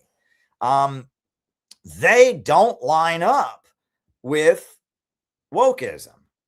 And AOC and the Squad are a completely different entity. And Jimmy Carter's presidency. Jimmy Carter fought with the urban political machines. He did abscam, and he sent, the FBI they had a guy dress up as an Arab sheik and try to frame a lot of these local Democrats in New Jersey and other places. And they used the FBI to try to go after them. And that was the Carter administration. And that there's kind of this constant push and pull between the liberal CIA that is very Malthusian, but is very into feminism and LGBT stuff, very tied in with George Soros and the liberal color revolutions and the urban political machines that are pretty socially conservative. And a lot of those guys probably vote for Trump. I mean, in New York City, I think most of the cops in New York City voted for Trump. However, they're all Democrats. They're all registered Democrats because Democrats are who run city jobs, right? It's kind of a bizarre thing. You have a lot of people that probably, if they lived anywhere, if they vote in national elections, they might even vote for Republicans, but they're members of the Democrat Party because the Democrat Party runs the city and they work as government employees. This is all very, very interesting. And RFK was critical of the trans thing when it came to women's sports, was not in favor of the vaccines. That's what he got widely hated for, was criticizing the vaccines, wanted peace with Russia and wanted a better relationship with Russia, and was talking about, the police state and civil liberties. And he ran as a Democrat, or tried to run as a Democrat, but he basically said, I am part of the non-woke, non-color revolution, non-Mina Harris wing of the Democrat Party. And I'm here to represent, the people that are in the Democrat Party that don't go along with the AOC agenda, the AOCIA agenda. And that's what RFK's campaign was about. And RFK's campaign was a really big deal. The statements that he made about Russia, the statements that he made about endless wars, the statements that he made about the vaccine mandates and big pharma, that was a really, really big deal. And what happened in the 2024 campaign is that RFK, his campaign was basically absorbed into the Trump campaign. That RFK, he liquidated his campaign and he went in with Trump. Now, Dennis Kucinich had been part of RFK's campaign, but when RFK started making clear he supported Israel and doing events supporting Israel with Rabbi Shmuley, at that point, Dennis Kucinich resigned from RFK's campaign. But the RFK campaign was largely absorbed by the Trump campaign. It started out as Democratic opposition to the woke Kamala Harris wing of the Democrat Party, but quickly they just became part of the Trump campaign, but they were the more pro-peace wing of the Trump campaign. And now we see that it turns out, and I didn't even know this until today. This is how, I'm kind of blown away by this, that, Tulsi Gabbard just announced today that she's stepping down. But before she made that announcement,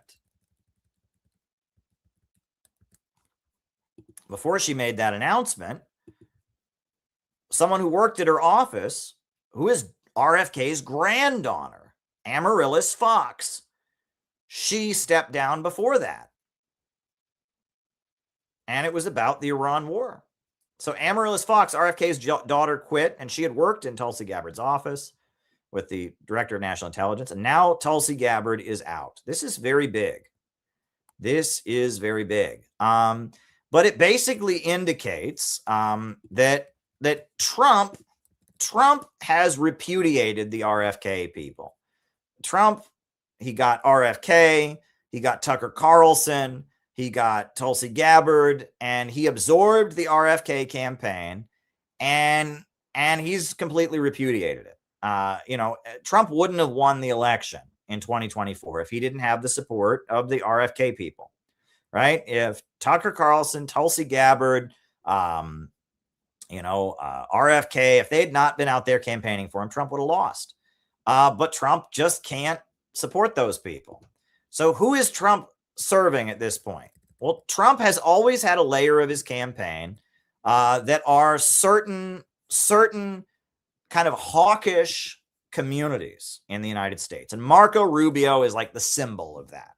Marco Rubio, his parents fled from Cuba. They hate the Cuban communist government. They hate Fidel Castro. They are Miami Cubans. And Marco Rubio mouths U.S. foreign policy talking points on every issue, right? On no issue is he not repeating the standard U.S. foreign policy talking points. Blind supporter of Israel, hates China, hates Russia. Marco Rubio is just a neocon through and through because he is tied in with the Miami Cuban community in Florida that wants to violently overthrow the Cuban government, that hates all things communism, and is a regime change lobby group.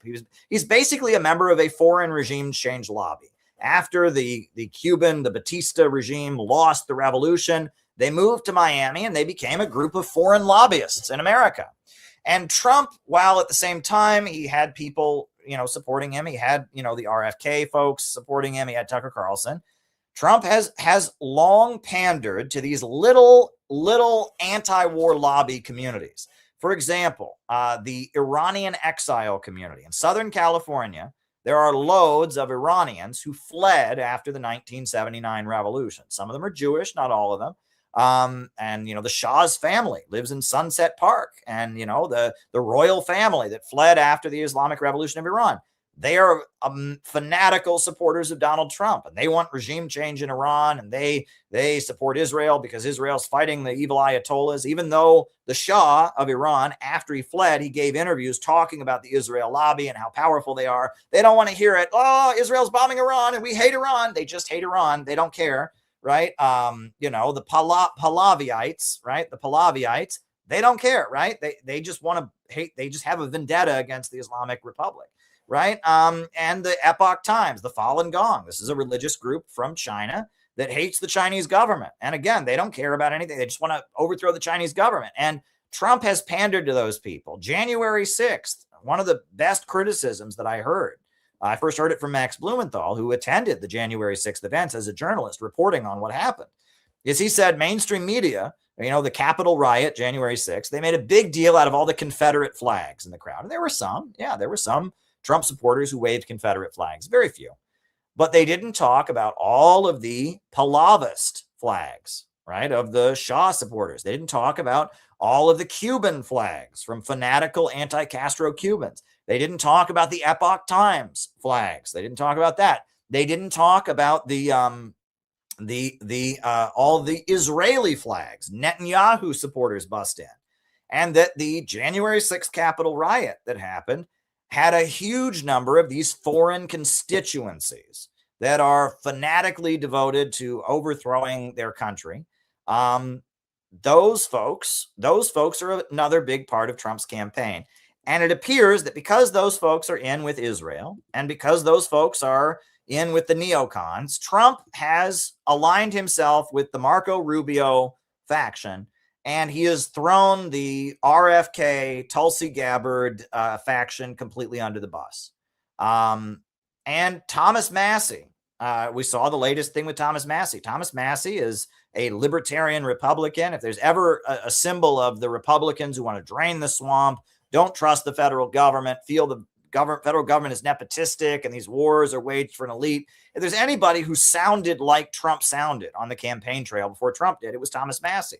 But Thomas Massie opposes what Israel does, so he's out. And Trump has turned against him, and the same for Marjorie Taylor Greene. Marjorie Taylor Greene was considered the QAnon congresswoman. She was Miss MAGA in the government of Trump. She was condemned because she spread QAnon conspiracy theories and all of that. But she opposes Israel. She demanded that the Epstein files be released. So she's out.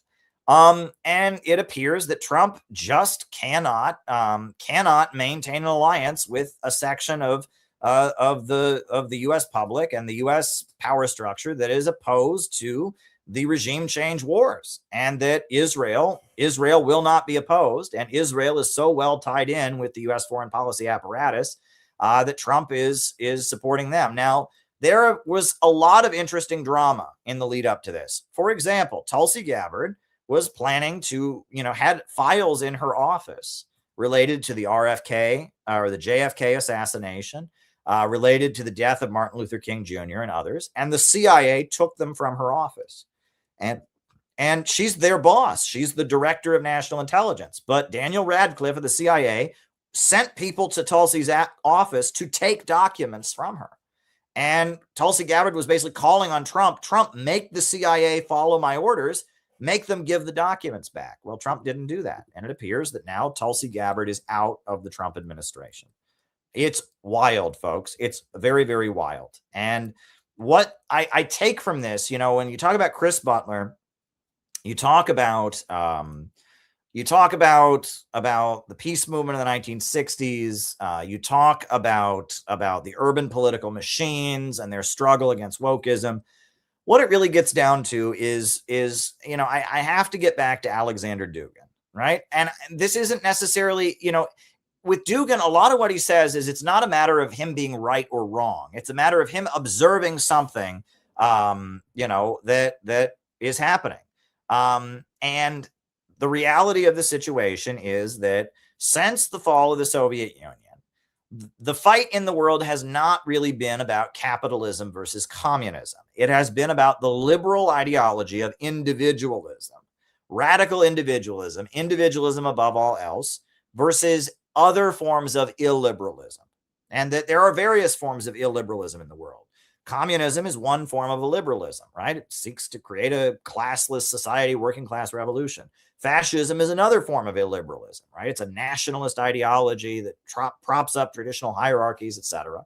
And that most of the forces around the world that are opposing the dominance of the West today, you couldn't really call them communists, not in the Cold War sense, right? They're, most of the communist-led governments have big market sectors and they welcome foreign investment, and they're not left in the way that left means in the West, because they defend the traditional family and they urge people to be loyal to their country and stuff. I mean, they're not, urging people to tear things down and rebel.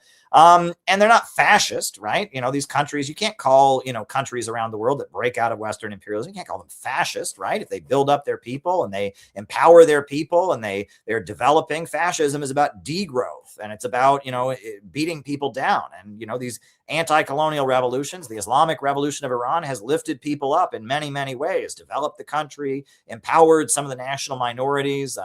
Women, there's more women going to college in Iran today than there are men in the public university system.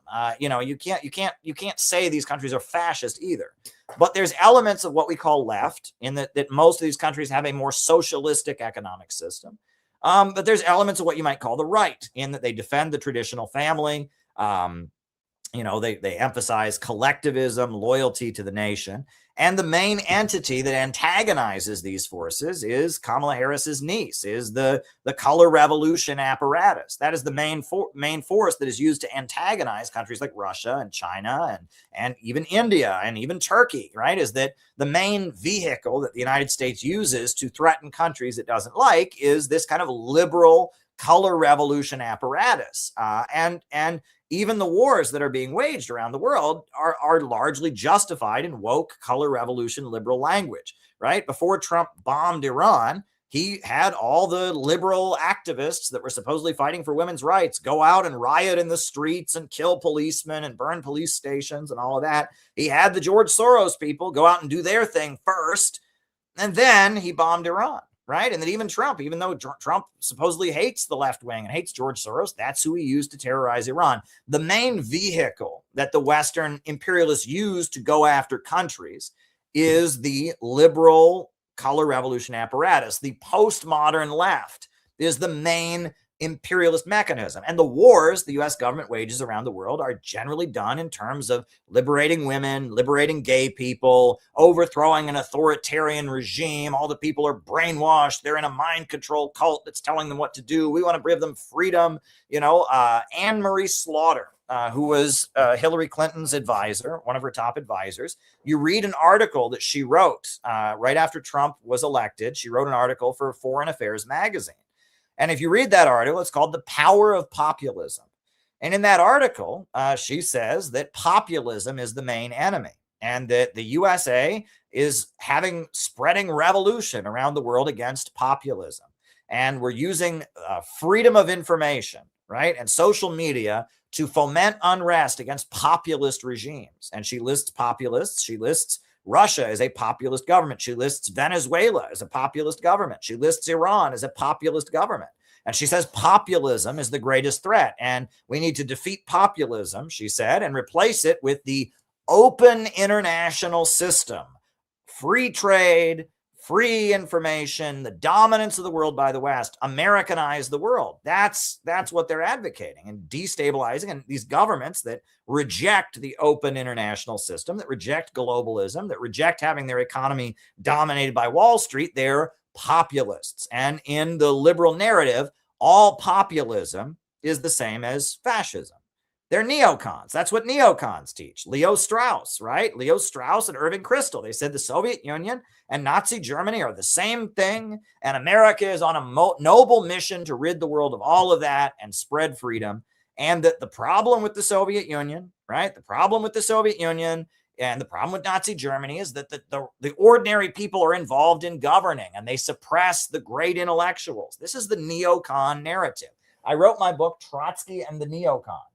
I got it around here somewhere, Trotsky and the Neocons, where basically this is what the neocons believe. And the neocons were in the Republican Party during the Bush years, but now the neocons largely frame what they do in terms of wokeism. And wokist kind of liberal rebellion, liberal tear things down, that is the ideology of Silicon Valley. And the Silicon Valley elite. That is the ideology of the Pentagon. That is the ideology of the Ivy League schools.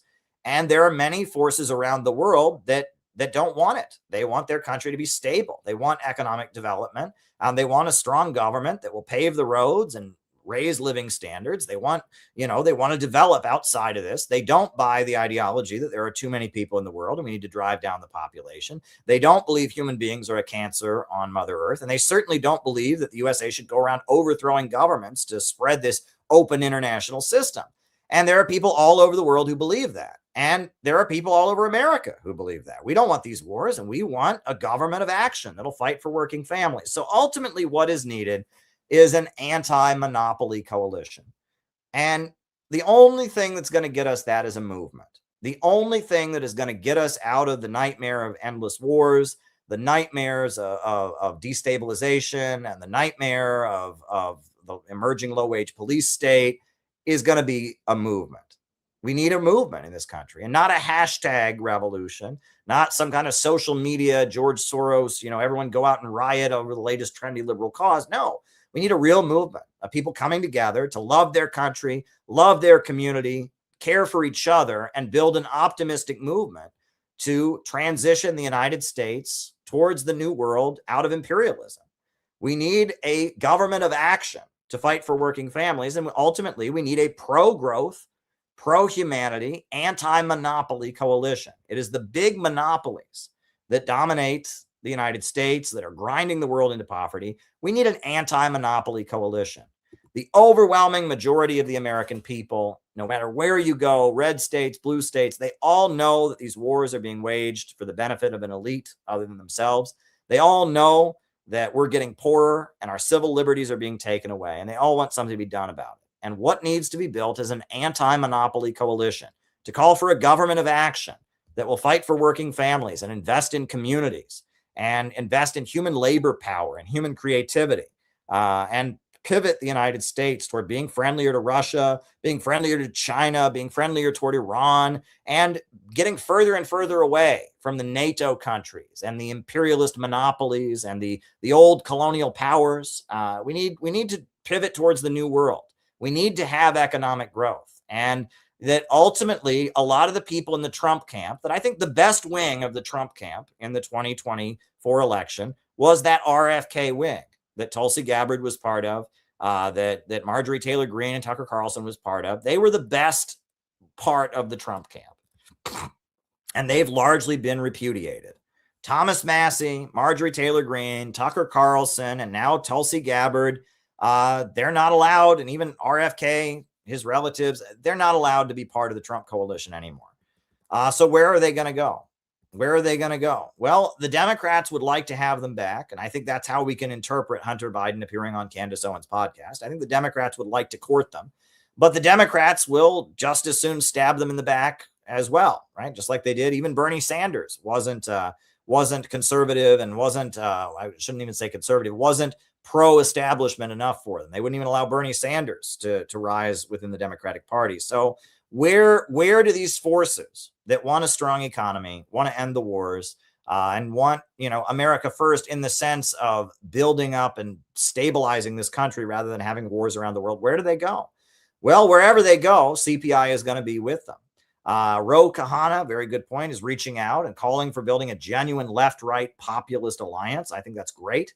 And that ultimately we need to build this anti-monopoly coalition. And illiberal organizations are an important part of this, right? The fact that groups like the Hare Krishna movement were backed by the US government against communism in the Second World War, that's almost irrelevant. And I do want to just touch on this, right? Or during the Cold War, it's almost irrelevant in that those groups are illiberal, right? And when communism was considered the main threat to Western hegemony, the West was happy to prop up various anti-communist and illiberal forces to fight against them. And that's what the quote from John Foster Dulles was about. It's like, well, we may not like these Eastern religions, but hey, we need to align with them against the communists, we'll tolerate them.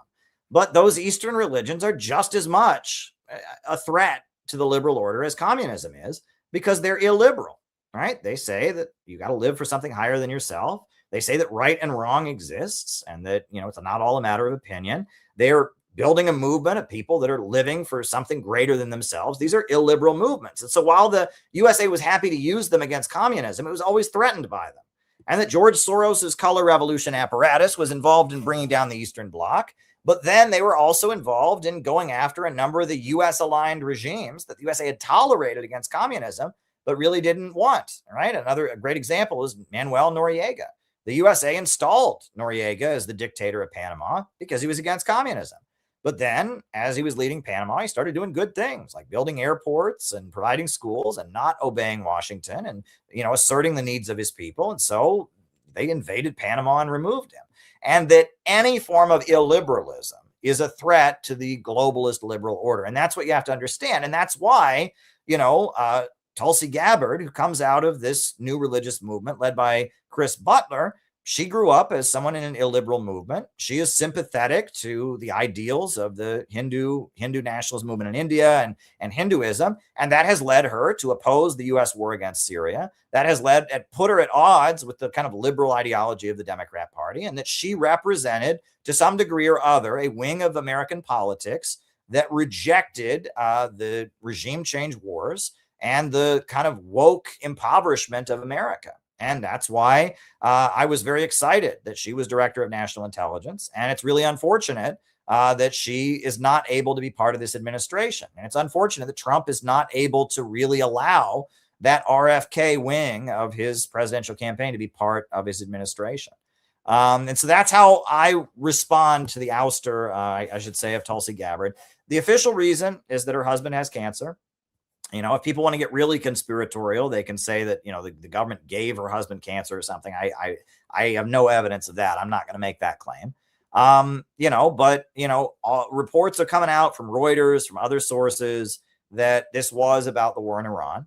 And, in a way, I respect the fact that she's been able to leave the Trump administration and not leave, and become Trump's enemy, the way Thomas Massie has, the way Marjorie Taylor Greene has. And, I find that respectable politically and smart to not completely burn the bridge. But her whole thing is opposing endless wars.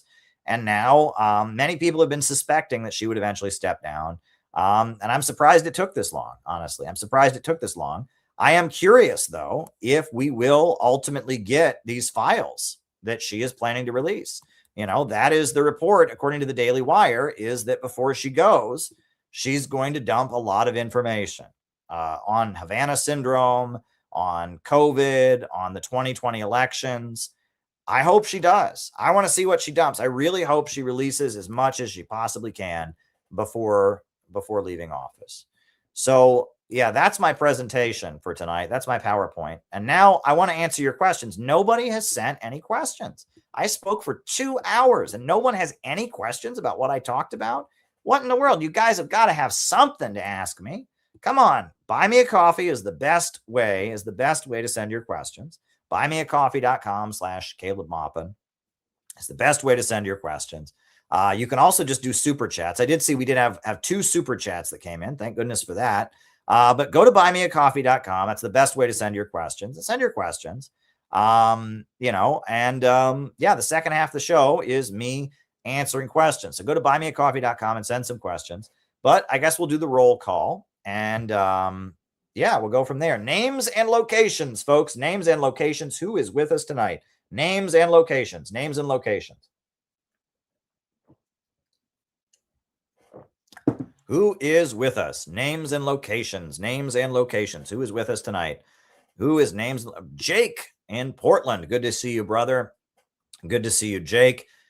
Names and locations. Names and locations. Ryan in Kansas City. Good to see you, Ryan. JT24 in Mississippi. Good to see you. Mark in California. Alex in Brazil. Online clowns are in North Korea. NYC. Ron McKinnon.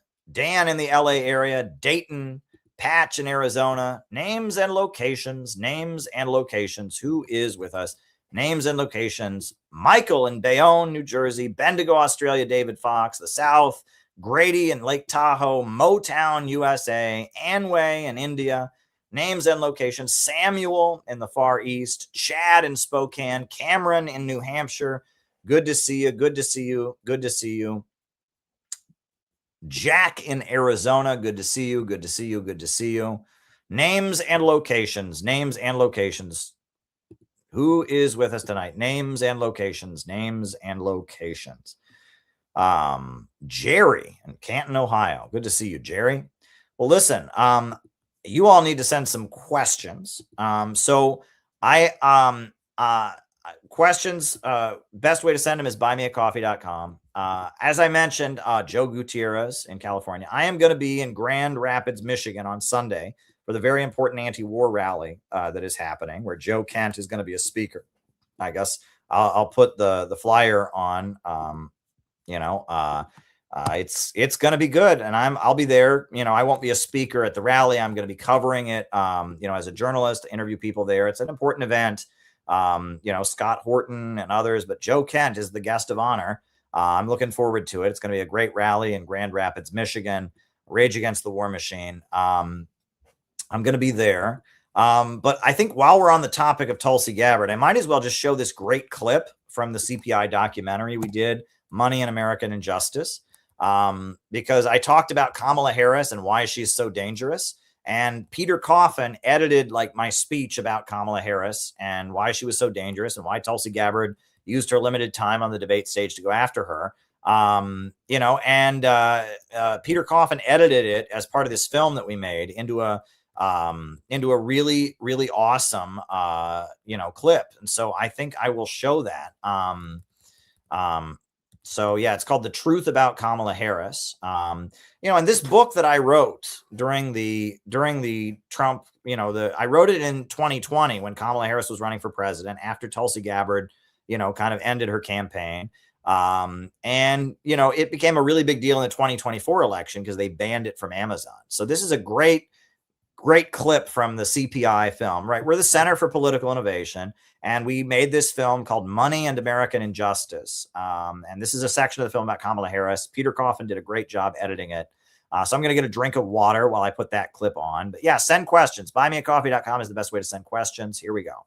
It's bizarre as she's trying to frame herself as Miss Black Lives Matter, when in reality, Kamala Harris was the queen of mass incarceration. Kevin Cooper was hours away from receiving lethal injection. Hours away from it. His lawyers asked that DNA evidence be acquired in order to make sure he was actually guilty of the crime. And Kamala Harris's office tried to prevent DNA evidence from being acquired. They wanted Kevin Cooper to be executed, but the governor of California disagreed. They acquired DNA evidence, and the execution was stopped. The New York Times tells us that she feels really bad about it, for whatever that means. And people can also recall that while she was head of the California State Attorney General's office, over 1,000 people were locked up for smoking marijuana. She presided over jailing a lot of people. And on top of that, the drug labs in the state of California that were being used by the police were turning up false positive results. And yet Kamala Harris's office did not tell the defense attorneys or the judges about this. They knew that the drug labs were turning over false positives, and people went to prison because her office concealed that their drug labs were turning up false positives. And another thing about Kamala Harris, I don't know if people saw, but there's a video of Kamala Harris where she's bragging about how she jailed the parents of children who were truant from school. I would not be standing here were it not for the education I received. And I know many of us will say the same thing. And I believe a child going without an education is tantamount to a crime. So I decided I was going to start prosecuting parents for truancy. Well, this was a little controversial in San Francisco. And frankly, my staff went bananas. They were very concerned because we didn't know at the time whether I was going to have an opponent in my re-election race. But I said, look, I'm done. This is a serious issue, and I've got a little political capital, and I'm going to spend some of it. Have you seen the clip? And she gets up there, and it's the same kind of thing. She's giggling. Yes, I had the idea that we could lock up parents who are truant from school. You know, I wouldn't be anywhere in my life if it weren't for my education, and so not giving a child their education is a crime, and so I jailed parents, and she's giggling about it. It's just so great. And, you know, I see so much in U.S. media. They like to trivialize incarceration. There's so many shows on Netflix and all of that where it ends towards the end where someone goes to jail, but it's part of the happy ending. It's okay. And they don't seem to realize what that means. You know, when one member of a family, when a father or a mother goes to prison, or a brother or a sister, it hurts the entire family. And when Kamala Harris is up there giggling about, oh, you know, I locked up these parents because their kids weren't in school. You know, yeah, kids need to be in school. When kids aren't getting to school, it's a problem. But the worst thing you could do is then throw their parents in jail. That's not going to help the situation in any conceivable way. But when she's joking about it, and she's laughing about it, Kamala Harris, she says, what did she say? She said, well, I wouldn't be anywhere if it wasn't for my education. It's about her. The big line when she was calling out Joe Biden, when she was trying to contend with Joe Biden in the presidential election, what did she shout at Joe Biden? She shouted, that little girl was me! You know, there was a little girl in California who was part of the second class to integrate her public schools. And she was bused to school every day. And that little girl was me. And then her campaign started churning out T-shirts with the face of 10-year-old Kamala Harris on them. Do you remember this? Yes. It's almost like she wants us to vote for her because she was once a 10-year-old child. I mean, that's what it sounds like. What's particularly interesting is, you know, you remember when Barack Obama was running for president. We knew everything about Barack Obama. We knew all about Barack Obama's pastor. We knew about Barack Obama's father from Kenya. We knew the school he went to in Indonesia. But Kamala Harris, barely anybody knows anything about Kamala Harris. Well, Kamala Harris's mother, who's now deceased, was from India, was a cancer researcher. And Kamala Harris's father, Donald Harris, was a Marxist economist and is a Marxist economist, a professor at Stanford University. He was an advisor to the government of Michael Manley in Jamaica. And he and Kamala are estranged from one another. He did not attend Kamala's inauguration as vice president. They're not on good speaking terms.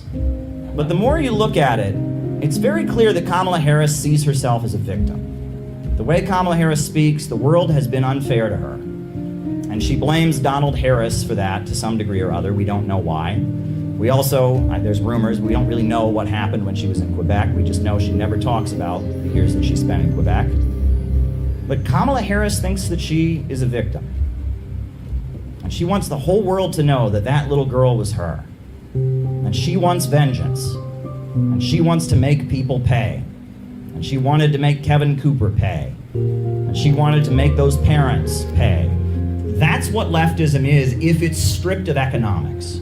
If it's stripped of class struggle, if it's stripped of a desire to have the people rise up and control the means of production, if it's just anger, if it's just revenge, it's just a call for destruction, a call for rebellion, that's what Kamala Harris is. Kamala Harris, she's very much a guillotine meme. That's what she is. It's the glorification of punishment, a desire for revenge, a desire for destruction. And that if you look at the history of socialism around the world, the strength of socialism wasn't the guillotines, it wasn't the firing squads, it wasn't the persecution. That's not what people remember the strength of socialism being. They just did a poll 75% of Russians say that the Soviet Union was the best time in their history, but they're not thinking that because of executions. This was from a PBS documentary. They interviewed a woman named Tatiana Fedorova. Stalin set a task: build this or build that. And thanks to the fact that people trusted him and this enthusiasm of young people, it was possible. Remember, this was a country where people were illiterate, lived in virtual darkness, wore birch bark shoes. Even now, I think it's like something out of a fairy tale. How was it possible at one of the most difficult times to raise these great construction sites? It was only possible through the unity of the people and the love of the people for their idol. And the reason Stalin remains wildly popular in Russia, it's not because he executed people, it's because he mobilized them to build that country up from nothing. This was a country... He built some of the world's largest power plants, he wiped out illiteracy, and he built a modern industrial country. He raised millions of people up out of poverty. And then they fought off the Nazi invaders, and then they rebuilt the country again, and a few years later they were the first country in outer space. And the strength of socialism was not that it punished people and that it persecuted people, but rather that it enabled people to go out and build and construct. I've said to many people, I'm not a socialist because I want to destroy America. I'm a socialist because I want to save America. And we have to save America from the horrors that are being unfolded by an irrational system where profits come before people. I want to save America. I want to build a better world. If all the apparatus they've created for destroying people, for imprisoning people, for breaking people psychologically, could be utilized to build and to construct, if popular power were put in control of the means of production and control of the state apparatus of the United States, we could build something very, very beautiful. They want you to be mad at Russia and China instead of the looters that are sitting not very far from here off Wall Street, who are actively getting bailouts in the billions, arguably even in the trillions, for their gambling debts. That's what we're here against, and that's why we're taking a stand for freedom of speech, because they're going after the Yahoo movement and anyone who stands against the imperialists, because they know our real threat and that's rising. They know we authentically represent the American people. They know that the American people are ready for a change and ready for an end to the wars. And that's why they're cracking down on our First Amendment. They're cracking down on our Fourth Amendment. They're cracking down on all of the civil liberties we know and love. Yep. That's from a film that you can find on the CPI website called Money and American Injustice, which is all about the U.S. legal system. So you can check that out. Look, we're the Center for Political Innovation. We are an anti-imperialist group striving to build a new America. Our slogan is, we need a government of action to fight for working families. And we're organizing all over this country. We're always doing great stuff. So I will put on the video, just kind of a video showing some of what CPI has been doing around the country. And then from there, it's just a little like a little reel that we've got, a little montage of our activities. And if anyone has any more questions, you can send them and we'll go from there.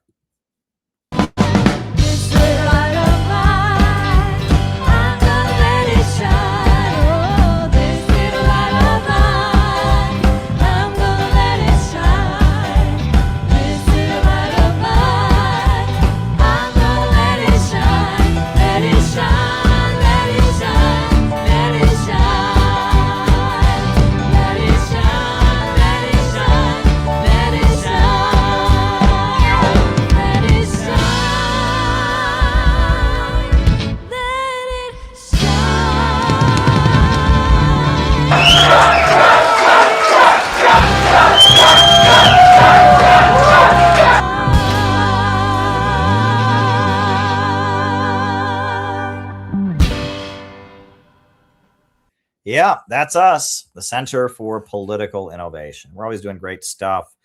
Yeah, I have a new book out, and I did an interview this morning with Jamarl Thomas about my new book. And Yesterday, I did an interview with Garland Nixon about it, and I'm looking to do as much as I can, get on as many shows about my new book.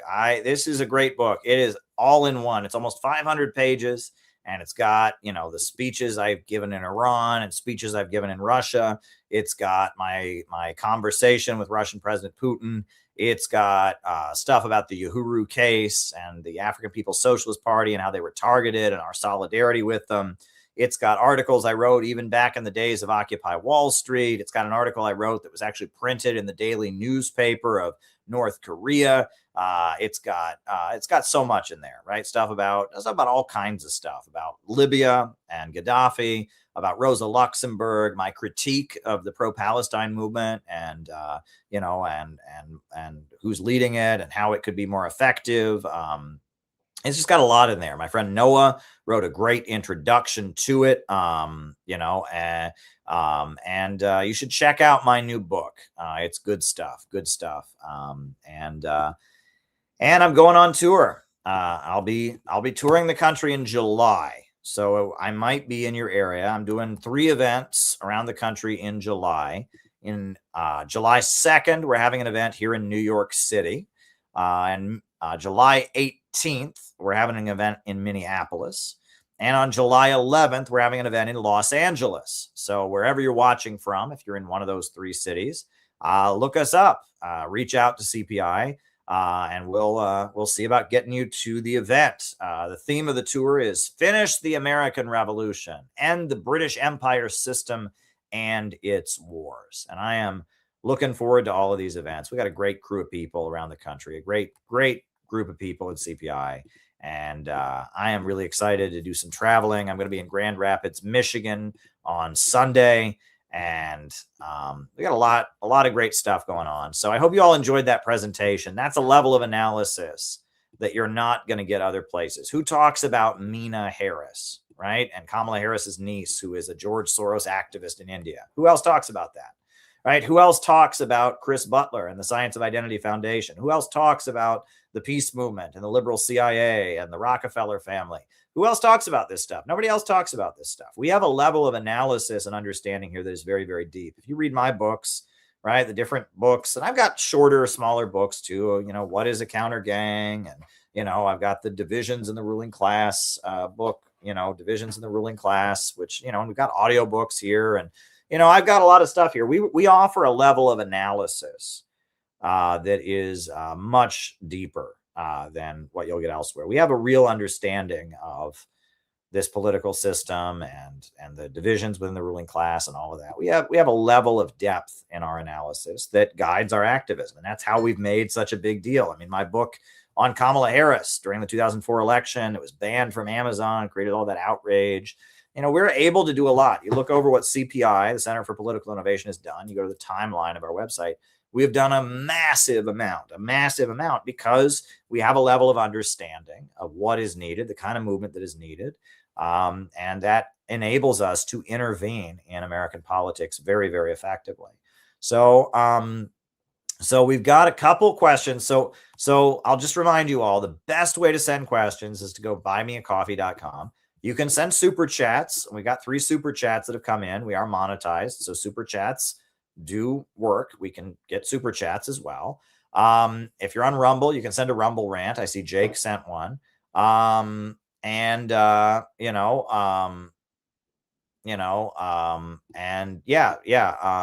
the ways you can send questions. Best way to send them is buymeacoffee.com. And 2 people did that. Murden Owen said crunchy or poofy Cheetos. I guess poofy, but largely I don't eat Cheetos. My wife loves Cheetos, and she definitely likes the poofy ones. And often when I'm out, I'll know that, it'll make her happy if while I'm out, I grab her Cheetos and a Coke, and it makes her very happy. My wife really likes Cheetos. I don't. I'm more of a nachos kind of guy, Doritos kind of guy. But there you go. My junk food of choice would be more in the lines with the Doritos rather than Cheetos, if that's helpful. Next question. Hempcar said, it's a long one, but here we go. I noticed you missed a number of my Rumble tips last night in the few shows. Just wondering if you got them or you thought they were too off topic. Well, I must have missed them. I'm sorry. I posted about how Kucinich had 2 siblings die around the time he drafted HR 2977, which would ban chemtrails and other psychotropic weapons, sonic, tectonic, and exotic weapons. I heard Traore banned Bill Gates and anti-malaria GMO mosquitoes. It appears Gaddafi said at the UN that the West creates viruses to sell machines. I'd recommend Noah update his video about conspiracies to add that we can't prove they shot JFK, but we can prove U.S. courts did kill MLK. Conspiracies, true or not, help do what's true, not trusting the status quo. Bill Blum said to get people to realize our government doesn't mean well. If you get Jeremy Cruzman on to talk about MLK assassination, that'd be cool. He was on Garland talking about it. He wrote a piece on covert action. Coretta Scott King called on people of influence to spread the word far and wide as possible. Feels like the left today just ignore the King family in this bombshell case that could go very far, discredit the evil empire in the eyes of its people. Chomsky said that's how dictators fall. They lose legitimacy. Dexter King said any person who would read the court transcript. Okay, well, Hempcar, that's a really, really, really, really long thing. And I can't verify everything you said there. I mean, you know, we've talked about these issues on streams before. Last night, I talked a whole lot about how much I love Dennis Kucinich. Then I saw him today on RT talking about, you know, the horrendous Ukrainian, you know, bombing of a school dormitory. So, I mean, these are all issues we've touched on before. I can't verify everything you said necessarily. We're certainly, you know, I've been critical of Noam Chomsky. You mentioned Chomsky. I've been quite critical of him as kind of a gatekeeper and, you know, et cetera. But, you know, what you said about MLK, yeah, that's, you know, you look into the details of that and the court rulings that have happened you know, but you need to remember though, that there are different ways of speaking to people, right? And that you know, there are a lot of people, who would really appreciate what you just said there, Hamcar. But there's a lot of people that would hear that and just roll their eyes, you know, and that you might be able to get to them better by talking, you know, about a different issue. You have to remember, you know, that some people, you know, and that there are also people who talk the way you talk, Hamcar, that are into the, you know, the fact that MLK, it looks like he was killed by the U.S. government, that are into questioning the JFK assassination, that don't come to the conclusion that we need any kind of movement, right? There's a lot of people who go down these conspiracy rabbit holes, and it just leads them to this kind of hopeless place. And a lot of the conspiracy stuff out there doesn't lead to any form of activism. And that's my main criticism of a lot of dissident material. Left, right, center, or otherwise. A lot of it just leads to there is no hope, or I guess we vote for the Democrats or we vote for the Republicans, you know, empowering people and getting people to understand you can become an activist and you can join a movement. That is the most important thing that people need to hear, that you can get involved.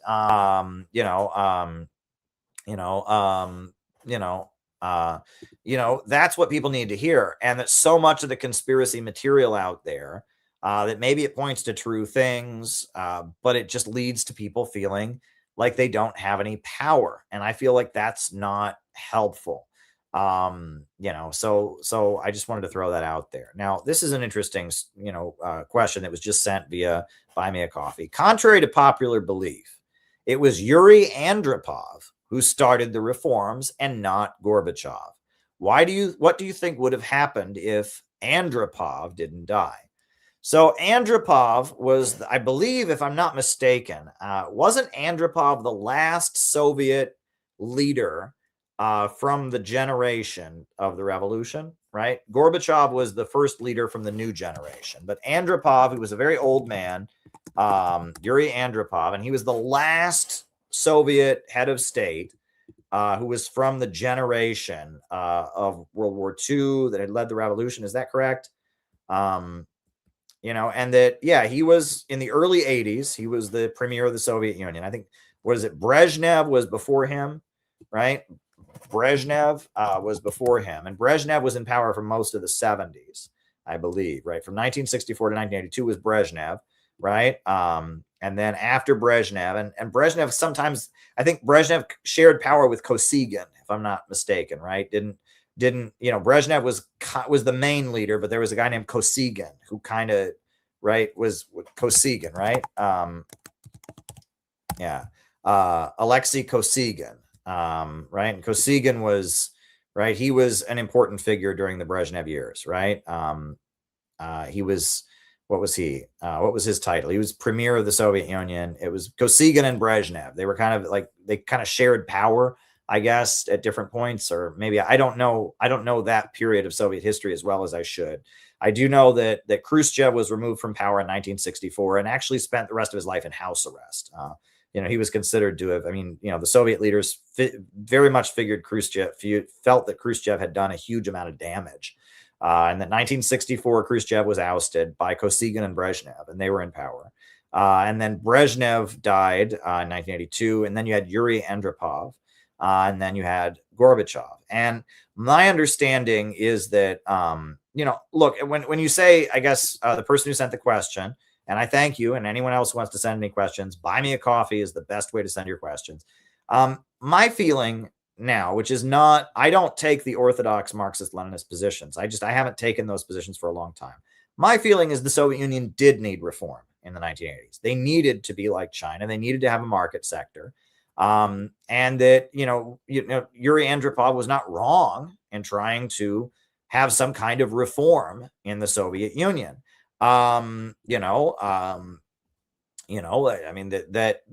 wasn't wrong in and of itself. The issue was the Soviet Union had become so rigid, that over the course of being invaded 15 times after the revolution, then trying to rapidly industrialize, then World War II, in which 27 million people were killed, and then the NATO blockade that blocked them from the high technology, and they had just developed a very rigid way of doing things. And they tried to reform, and in the process of reforming, they became undone. And it's a tragedy. The Soviet Union needed to be able to reform, but it was a result of historical circumstances. People don't understand that the Soviet Union endured so much. No country, they were not given a moment of peace. After the revolution, 15 different countries invaded them. The Russian Civil War was a horrendous event in which millions of people died in the Russian Civil War as the Bolsheviks battled against the other factions in the country and all the foreign invaders. And then, they had a blockade around them. And then Stalin was able to do economic miracles. They rapidly industrialized, built the world's largest power plants, built the world's largest steel mills. It was amazing what they were able to achieve in the 1930s during the 5-year plans when the rest of the planet was having a Great Depression. But then, World War II, and in World War II, you want to talk about a horrendous event. 27 million people in the Soviet Union died in World War II. It was just, no country gave more lives against Hitler. And then after World War II, they had to rebuild the whole country again. And so, it's amazing what the Soviet Union was able to do. And that's why whenever people give you this, communism just never worked. It's like, what the fuck are you smoking? Right? They invented space travel. They invented cellular phones while being invaded 15 times, while having 27 million people there killed in a war. What the Soviet Union achieved against all odds against everything that they were up against is amazing. But in the process, they became very rigid. There was a very rigid bureaucracy, and they needed to reform in the 80s, and they tried to reform, and in the process of reforming, the system came apart. And you look at China was able to reform in a way their system didn't come apart because the USA was kind of using China against the Soviet Union. That gave China a little more safety in political space. And they did try to overthrow the Chinese government in 1989 with the Tiananmen. It was supposed to be a color revolution, but China was able to defeat the attempted counter-revolution in 1989. 1999 was the year that all the Soviet-aligned governments in the Eastern Bloc were being overthrown. At that same time, they tried to have a color revolution in China, but they weren't able to pull it off. And China, China has kind of pioneered, and the 21st century socialism, the system they have in Vietnam, the system they have in China, the system that they have in Nicaragua, Cuba, I would argue the system they have in Iran. They don't call it that. They call it not capitalism, but Islam, resistance economy. The system that exists around the world, which is different in every country, is you have a state that comes out of an anti-colonial revolution that controls the major centers of economic power and strategically enables economic growth and enacts policies that enable economic growth that include supporting small businesses, subsidizing small businesses, but also include providing services to people, making sure there's full employment, et cetera, right? That's ultimately that system, and that it's different in every country. And in Latin America, they call it Bolivarianism. In China, it's socialism with Chinese characteristics, and that ultimately we need to develop a model for America. And I mean, innovationism. If you look at our 4-point economic plan, we would like to move toward a society where we have a pro-growth, anti-monopoly government, a government of action that fights for working families. That's what we'd like to have here in America. And so look at our website, CPI, and that, look, there was a time in my life, yes, when I was in my 20s, where I really did believe that we could, do the Soviet thing, do the Marxist-Leninist thing, but that's not where things are at. That understanding of the world points to a lot of truth about the failures of profits in command and the irrationality of the market. It points to a lot of truth about imperialism and the global economic system.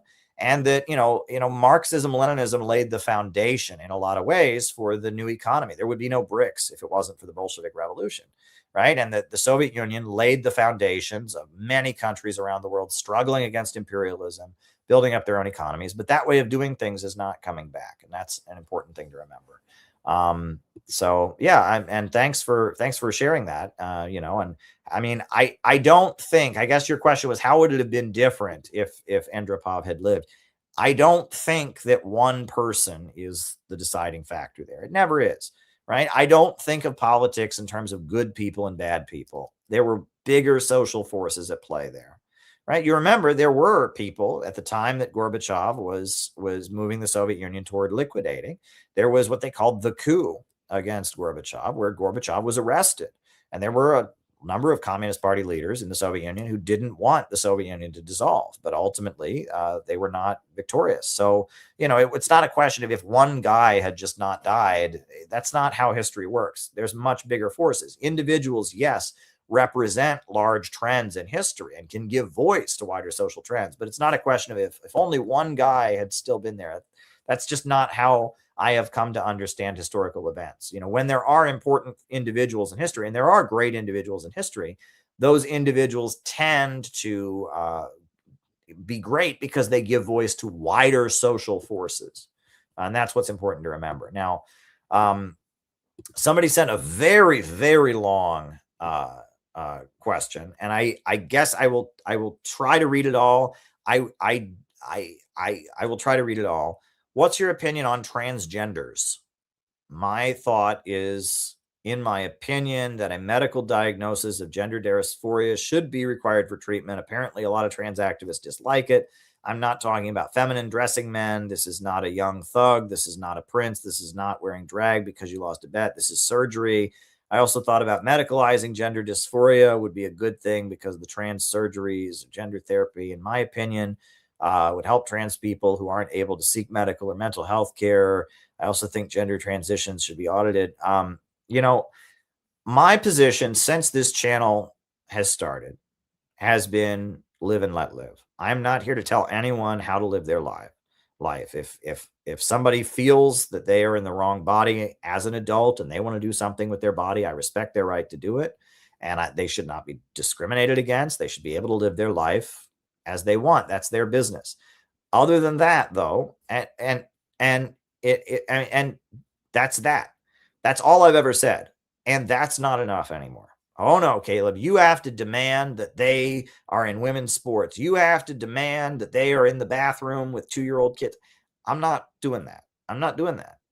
I don't think anyone should be bullied. And I can only imagine. I mean, I have known trans people in my life, and it sucks for them to be in a situation where you believe that you're the wrong gender and to feel that you're in the wrong body and that you would want to do something like that to your body because I can't imagine how it must feel to be somebody like that and to be somebody in that situation. And I feel that as a Christian, my job is to love such a person and to feel empathy for them and to think, here, but for the sake of God, go I. And wouldn't it be awful if I was in the situation where I felt so alienated from my own body that I wanted to be a different gender? I feel like I should love such a person, and I shouldn't put judgment on them, and I shouldn't tell them that they're a bad person, and I shouldn't bully them, and I shouldn't put them down, and that that we're all on a different journey in our lives, and that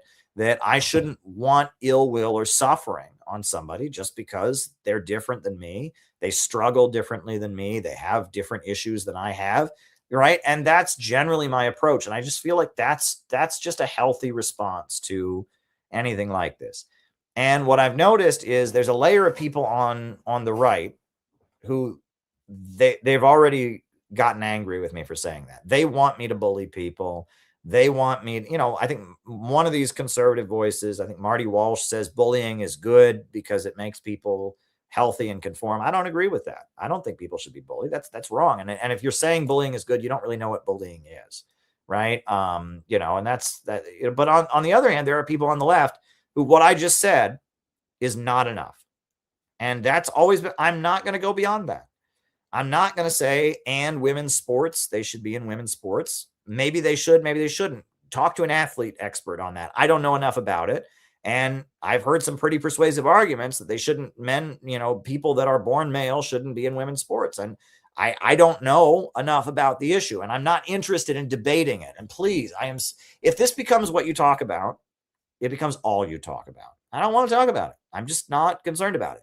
I've heard people argue that there are spaces where women need to be only with other women, rape survivor groups, things like that. Right? The support groups for rape survivors, things like that. They don't want people that transitioned into being a trans woman to be in those spaces. Well, I'm not a woman, and I'm not part of one of those spaces. So I don't think it's for me to tell them that, yes, you should have trans people in your space or you shouldn't. Not up to me. I'm just not going to comment on that. And I don't want to get involved. And I've noticed that, what I just said, which is just a basically human decent position, which is somebody who is trans or feels they are trans is suffering, and that I should love them. I should feel empathy for them, and I should not wish them ill will and not wish them to suffer and not want life to be harder for them. I feel like that's just basic. That's just what every person is owed, no matter what their issues are. And there are people on the right that just can't do that. No, this person's wrong. I want them to suffer. I want them to be called. Well, that's not a good attitude to have. You shouldn't have that toward anybody for any reason, right? I mean, it's one thing to want people to be punished to deter crime, but you shouldn't want to harm people, right? If you believe in the death penalty, fine, but don't believe in it because you want to hurt people. Believe in it because you think that'll protect us from crime, right? You shouldn't have the attitude of wanting to harm anyone or taking pleasure in anyone's harm or displeasure, right? It's just generally not a good thing to do, right? It's spiritually very bad, right? If somebody suffers and you're happy about it, that's not good. Not good. And even, on the right, there's an element of picking on people they perceive as weak. And on the left, there's kind of the opposite of they pick on people. They love to see someone get taken down. They love to see someone who's privileged get taken. That's not a good way of doing things either. Generally, you should not be celebrating or taking delight in other people's suffering at all. It's just not a good thing to do. If someone else is suffering and you're happy about it, that's bad, right? I feel like that's a pretty universal value, no matter what your religious background is. Even if you're a secular humanist, right, you should understand that you should never take pleasure in someone else's suffering. You should never want other people to suffer. You should not be cruel, right? There's that. And on the other hand, so on the one hand, I feel like there's people on the right who just don't get that, right? They just don't get that. And that's a whole can of worms I've talked about before. And then there's people on the left who it's like it's never enough, right? You can't say what I just said here, which is I sympathize with people that suffer from feeling that they are trans or being trans. I mean, I don't know enough about it, and that I wish them no ill will. And I don't think that they should be, marginalized by society or spat upon. I think it should just be understood that they have an issue, and that's that. And that if they are an adult, a legal adult, and they want to do something about it, that's their business. But other than that, I'm not going to say anything more about it. And if that's not enough for you, there's something wrong, right? Right. If you are adamant, Caleb, you must demand that they be part of women's sports. I'm not going to say that. If you are adamant that, Caleb, you must, say that every child in school needs to be shown 14 pictures of trans people, I'm not going to say that. Right. And I think it is totally fair. It is totally fair for parents to say, look, I don't want my child to go to transgender story hour. I don't want LGBT stuff in elementary school. We teach about that at home. We share our values with our kids. Now, when they get to be older, when they're in high school, and they're having sex education, that's a little bit different. But for young kids, let their parents deal with that issue, right? That's something that families deal with individually based on their religious tradition, based on their beliefs, and that and for certain people, that's just not enough. There is this demand that and I'm just not going to do that. And it's funny. I mean, well, anyway, I could go on and on about this, but I think you get the answer that I've got here. And, if that answer doesn't satisfy you, that's all. I mean, there's nothing else I can do, right? I don't hate trans people. I'm also not going to become a trans activist, and I'm not going to jump on the bandwagon of trans on every issue. I'm just not going to do that. Right. And yeah, be nice to people, sympathize with what people go through. And that's it. That's all you're getting from me. And I don't understand why that answer would bother anybody. If that answer bothers you as a leftist, demanding that I jump on a trans bandwagon and demand all this stuff that I'm not comfortable demanding, there's something wrong with you. And if you're as a rightist, as a conservative, you're angry that how dare I not, want to bully these people? They're freaks and weirdos. I'm not going to do that. Right. If that angers you, again, my position has been, I don't tell people how to live their private lives, and I try to sympathize with people, and that issue is a trap. Your answer is too middle of the road, and that bothers people. Yeah, that issue is a trap. I've noticed if you talk about that issue and you take a solid, it becomes all you talk about, right?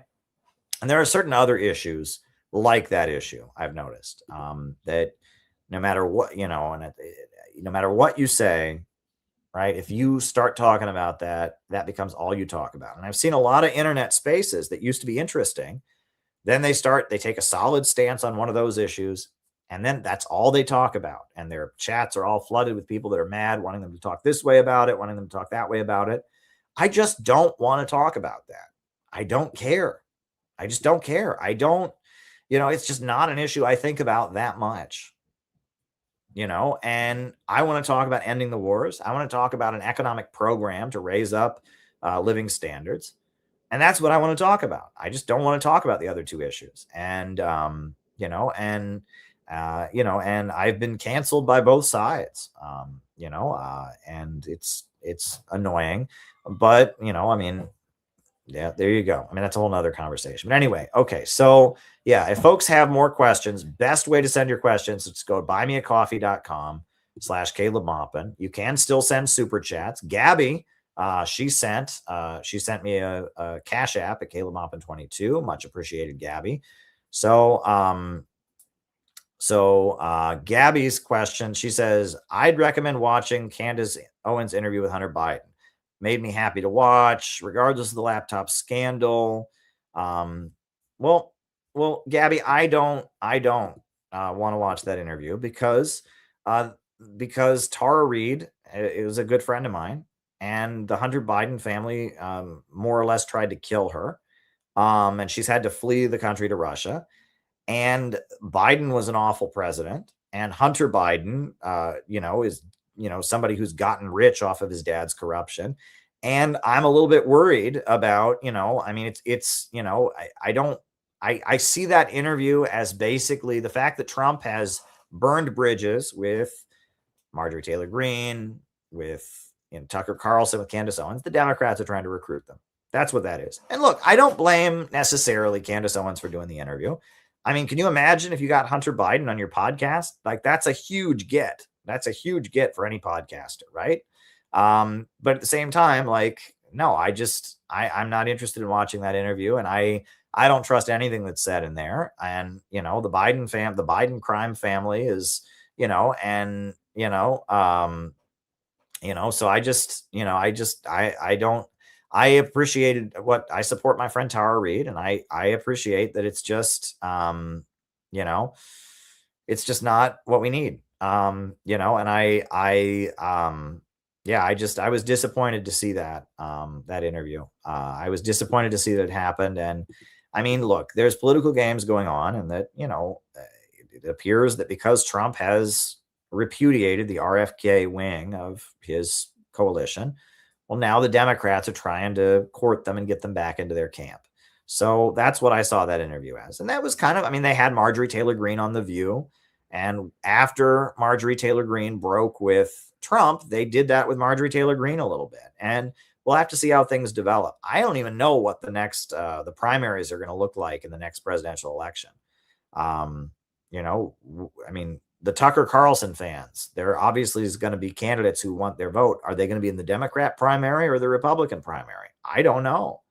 It's going to be very weird. The primaries for the next presidential election are going to be very strange. I don't know who's going to be where.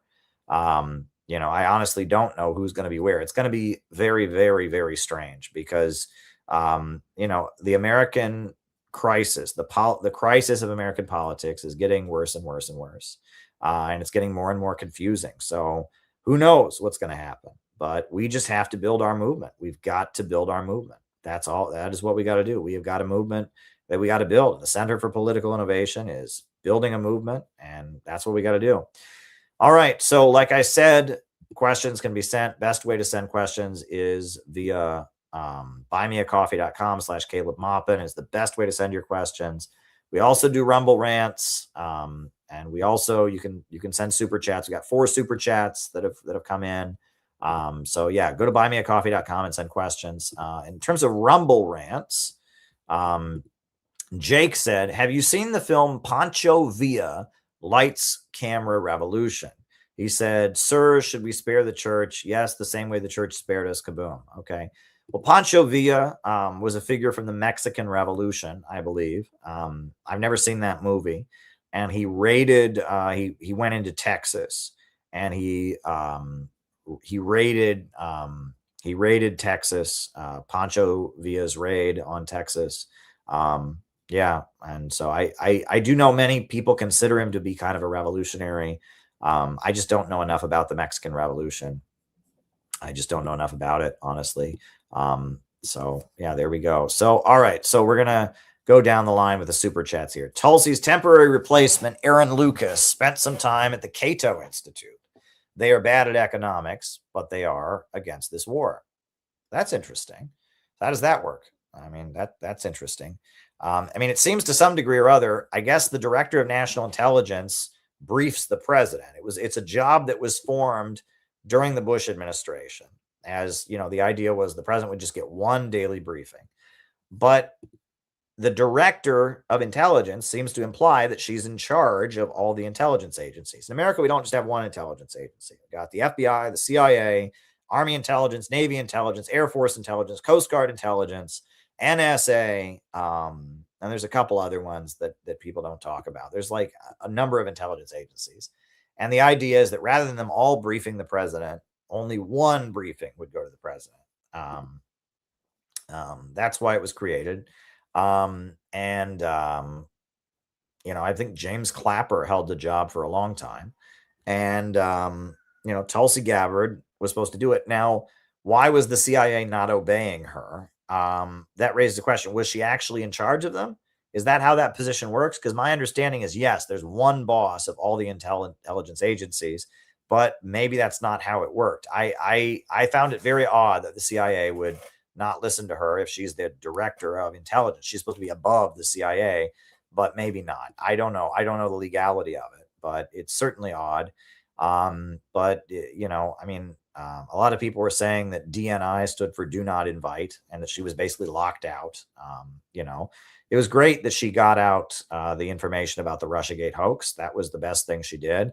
And I'm curious. I don't think her political career is over. I think we're going to be hearing from Tulsi Gabbard.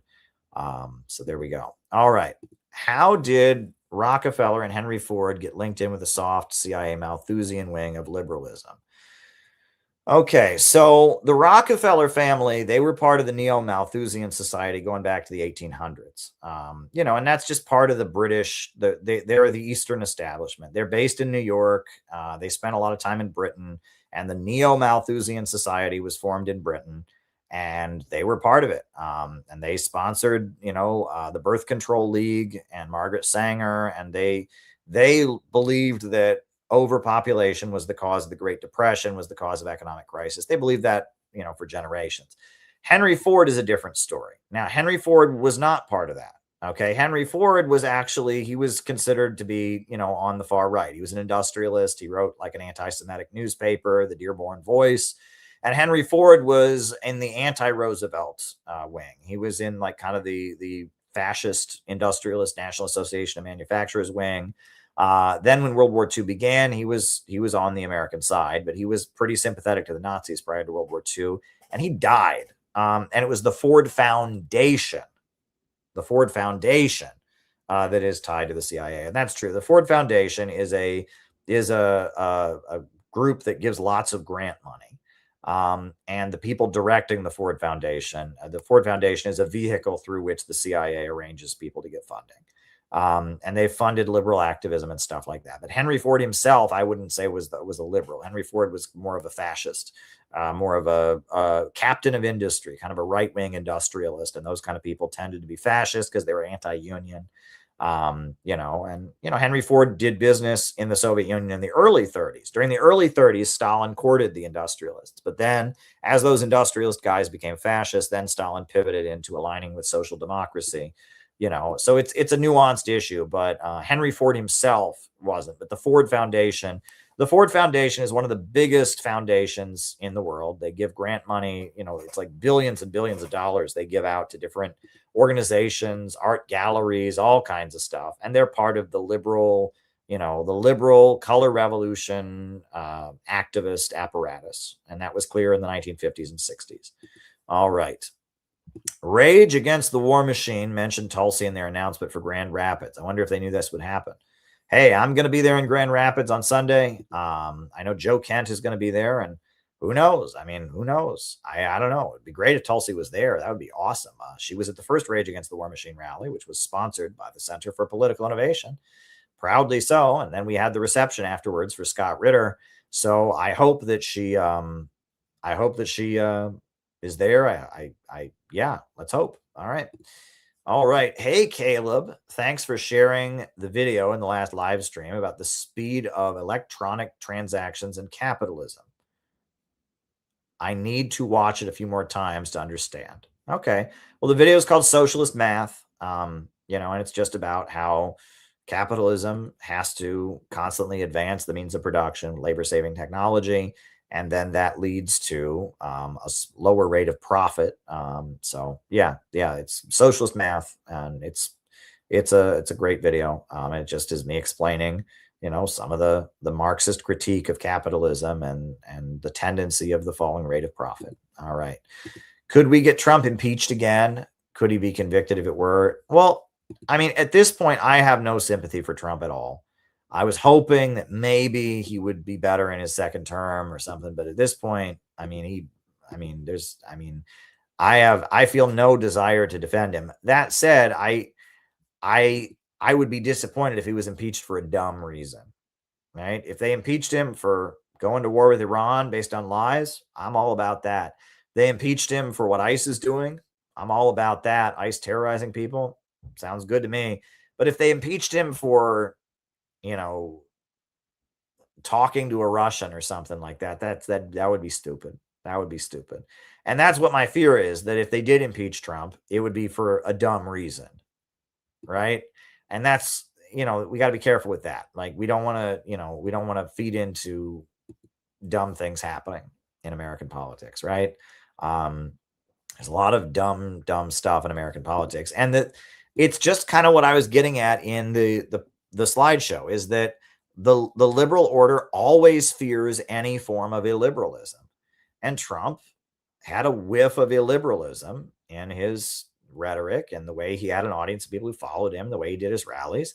And that in and of itself made him somewhat of a threat, even though, like, I mean, he's done very little as president that would go against the powers that be, you know.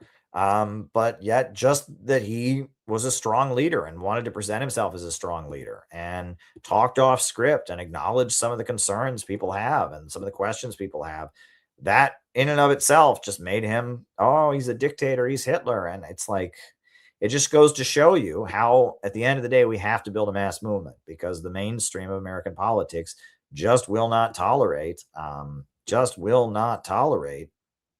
you know, a strong leader. And the only way we're going to get a strong leader is if there's a mass movement that gives voice to them. It's all about the balance of forces. We need to build a mass movement. And that's why you should buy my new book. And that's why you should come to our events around the country. You should become a member of the Center for Political Innovation, because we're building a movement. It's all about the balance of forces. We have got to build up a movement. That's what we need more than ever. So I don't see any more questions. You know, buy me a coffee is the best way to send questions. But you know, you can do super chats as well. But I don't see any more questions, and I do have to, you know, fly to the other side of the country tomorrow. I am going to Michigan tomorrow. So I guess on that note, I guess I'll end it. I feel like this was a great slideshow. So yeah, I'll be cutting the slideshow as a standalone piece, but join the Center for Political Innovation. Help us get our message out there. We got a lot of stuff to do. Check out my new book.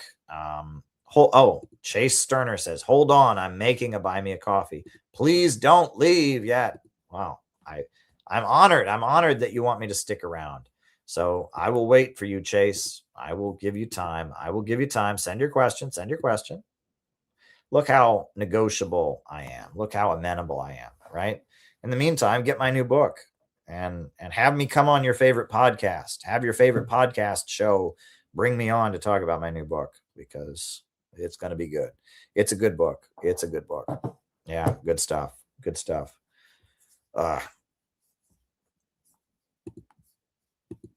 All right. We're just waiting for Chase's question. He assures us he's working on a question. All right.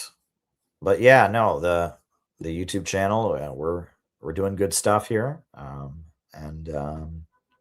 Yeah, check out the other slideshows. I do have a playlist of all the slideshows I've done. I tend to cut the slideshows as standalone videos, and then I make a playlist.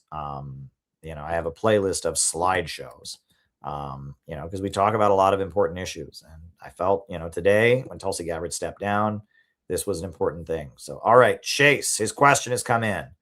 Is Trump a Nixon 2.0? It took you that long to write that, Chase? How long did it take you? It took you, I waited that long. I was expecting a manifesto. I wrote an article a while back about talking about Nixon in the era of Trump. I argued that my feeling was that Trump channels Nixon a lot. Trump wants to be Nixon on some kind of subconscious level. I think when Trump was a young man and dreamed of being president, Nixon was president. And also, I mean, Trump, he uses certain Nixonian rhetoric. He talks about the silent majority. He talks about being the law and order candidate. And he had Roger Stone, who was very much an admirer of Nixon and was part of the Nixon administration working for him. So there are Nixon, and also Trump, I mean, met with Kim Jong-un, just like Richard Nixon went to China and met with Mao. So there are ways that I think Trump was trying to be like Nixon, whether on a conscious or subconscious level. And that I don't think it's the same, in the sense that the USA still had a very, very strong economy under Richard Nixon. There was a slight downturn where he implemented the Nixon shocks, but the USA still had a huge industrial middle class, the hard hats. during the Nixon administration. So that there's that, right? And that Nixon also, Nixon didn't channel very much anti-establishment sentiment, right? It was kind of, he was defending the establishment against the hippies. Whereas Trump, we're in a different era where there's much more of the 1960s left. They were against the Vietnam War and they were challenging U.S. foreign policy. They were against the U.S. establishment and aligned with the Black Liberation Movement aligned itself with the global anti-colonial movement. And so Richard Nixon being against that made him much more of an establishment figure. Whereas Trump, as much as he didn't do it, very much pandered to people's anti-war sentiments, to people's desire to not have the government censor you.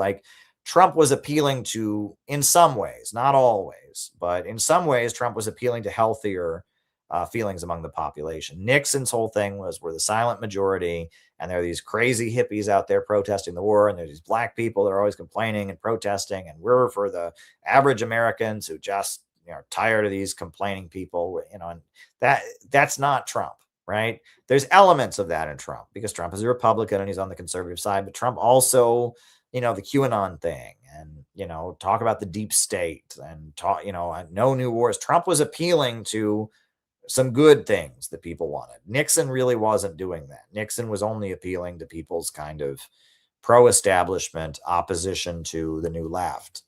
So that's a pretty solid difference. The other thing is Nixon was successful, right? The USA was in a state of total unrest when Nixon took office and won the 68 election.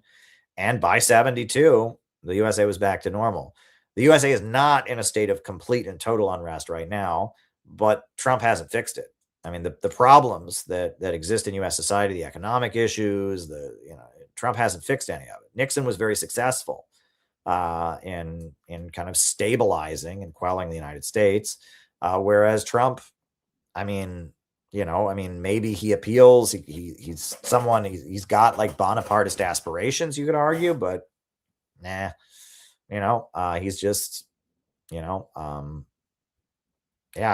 I don't think he's solving any of the issues. He said, the inflation, that was a big part of his thing. Look at the inflation now, right? His whole thing was Biden's inflation is out of control. Look at the inflation now. My God, have you seen how much stuff costs?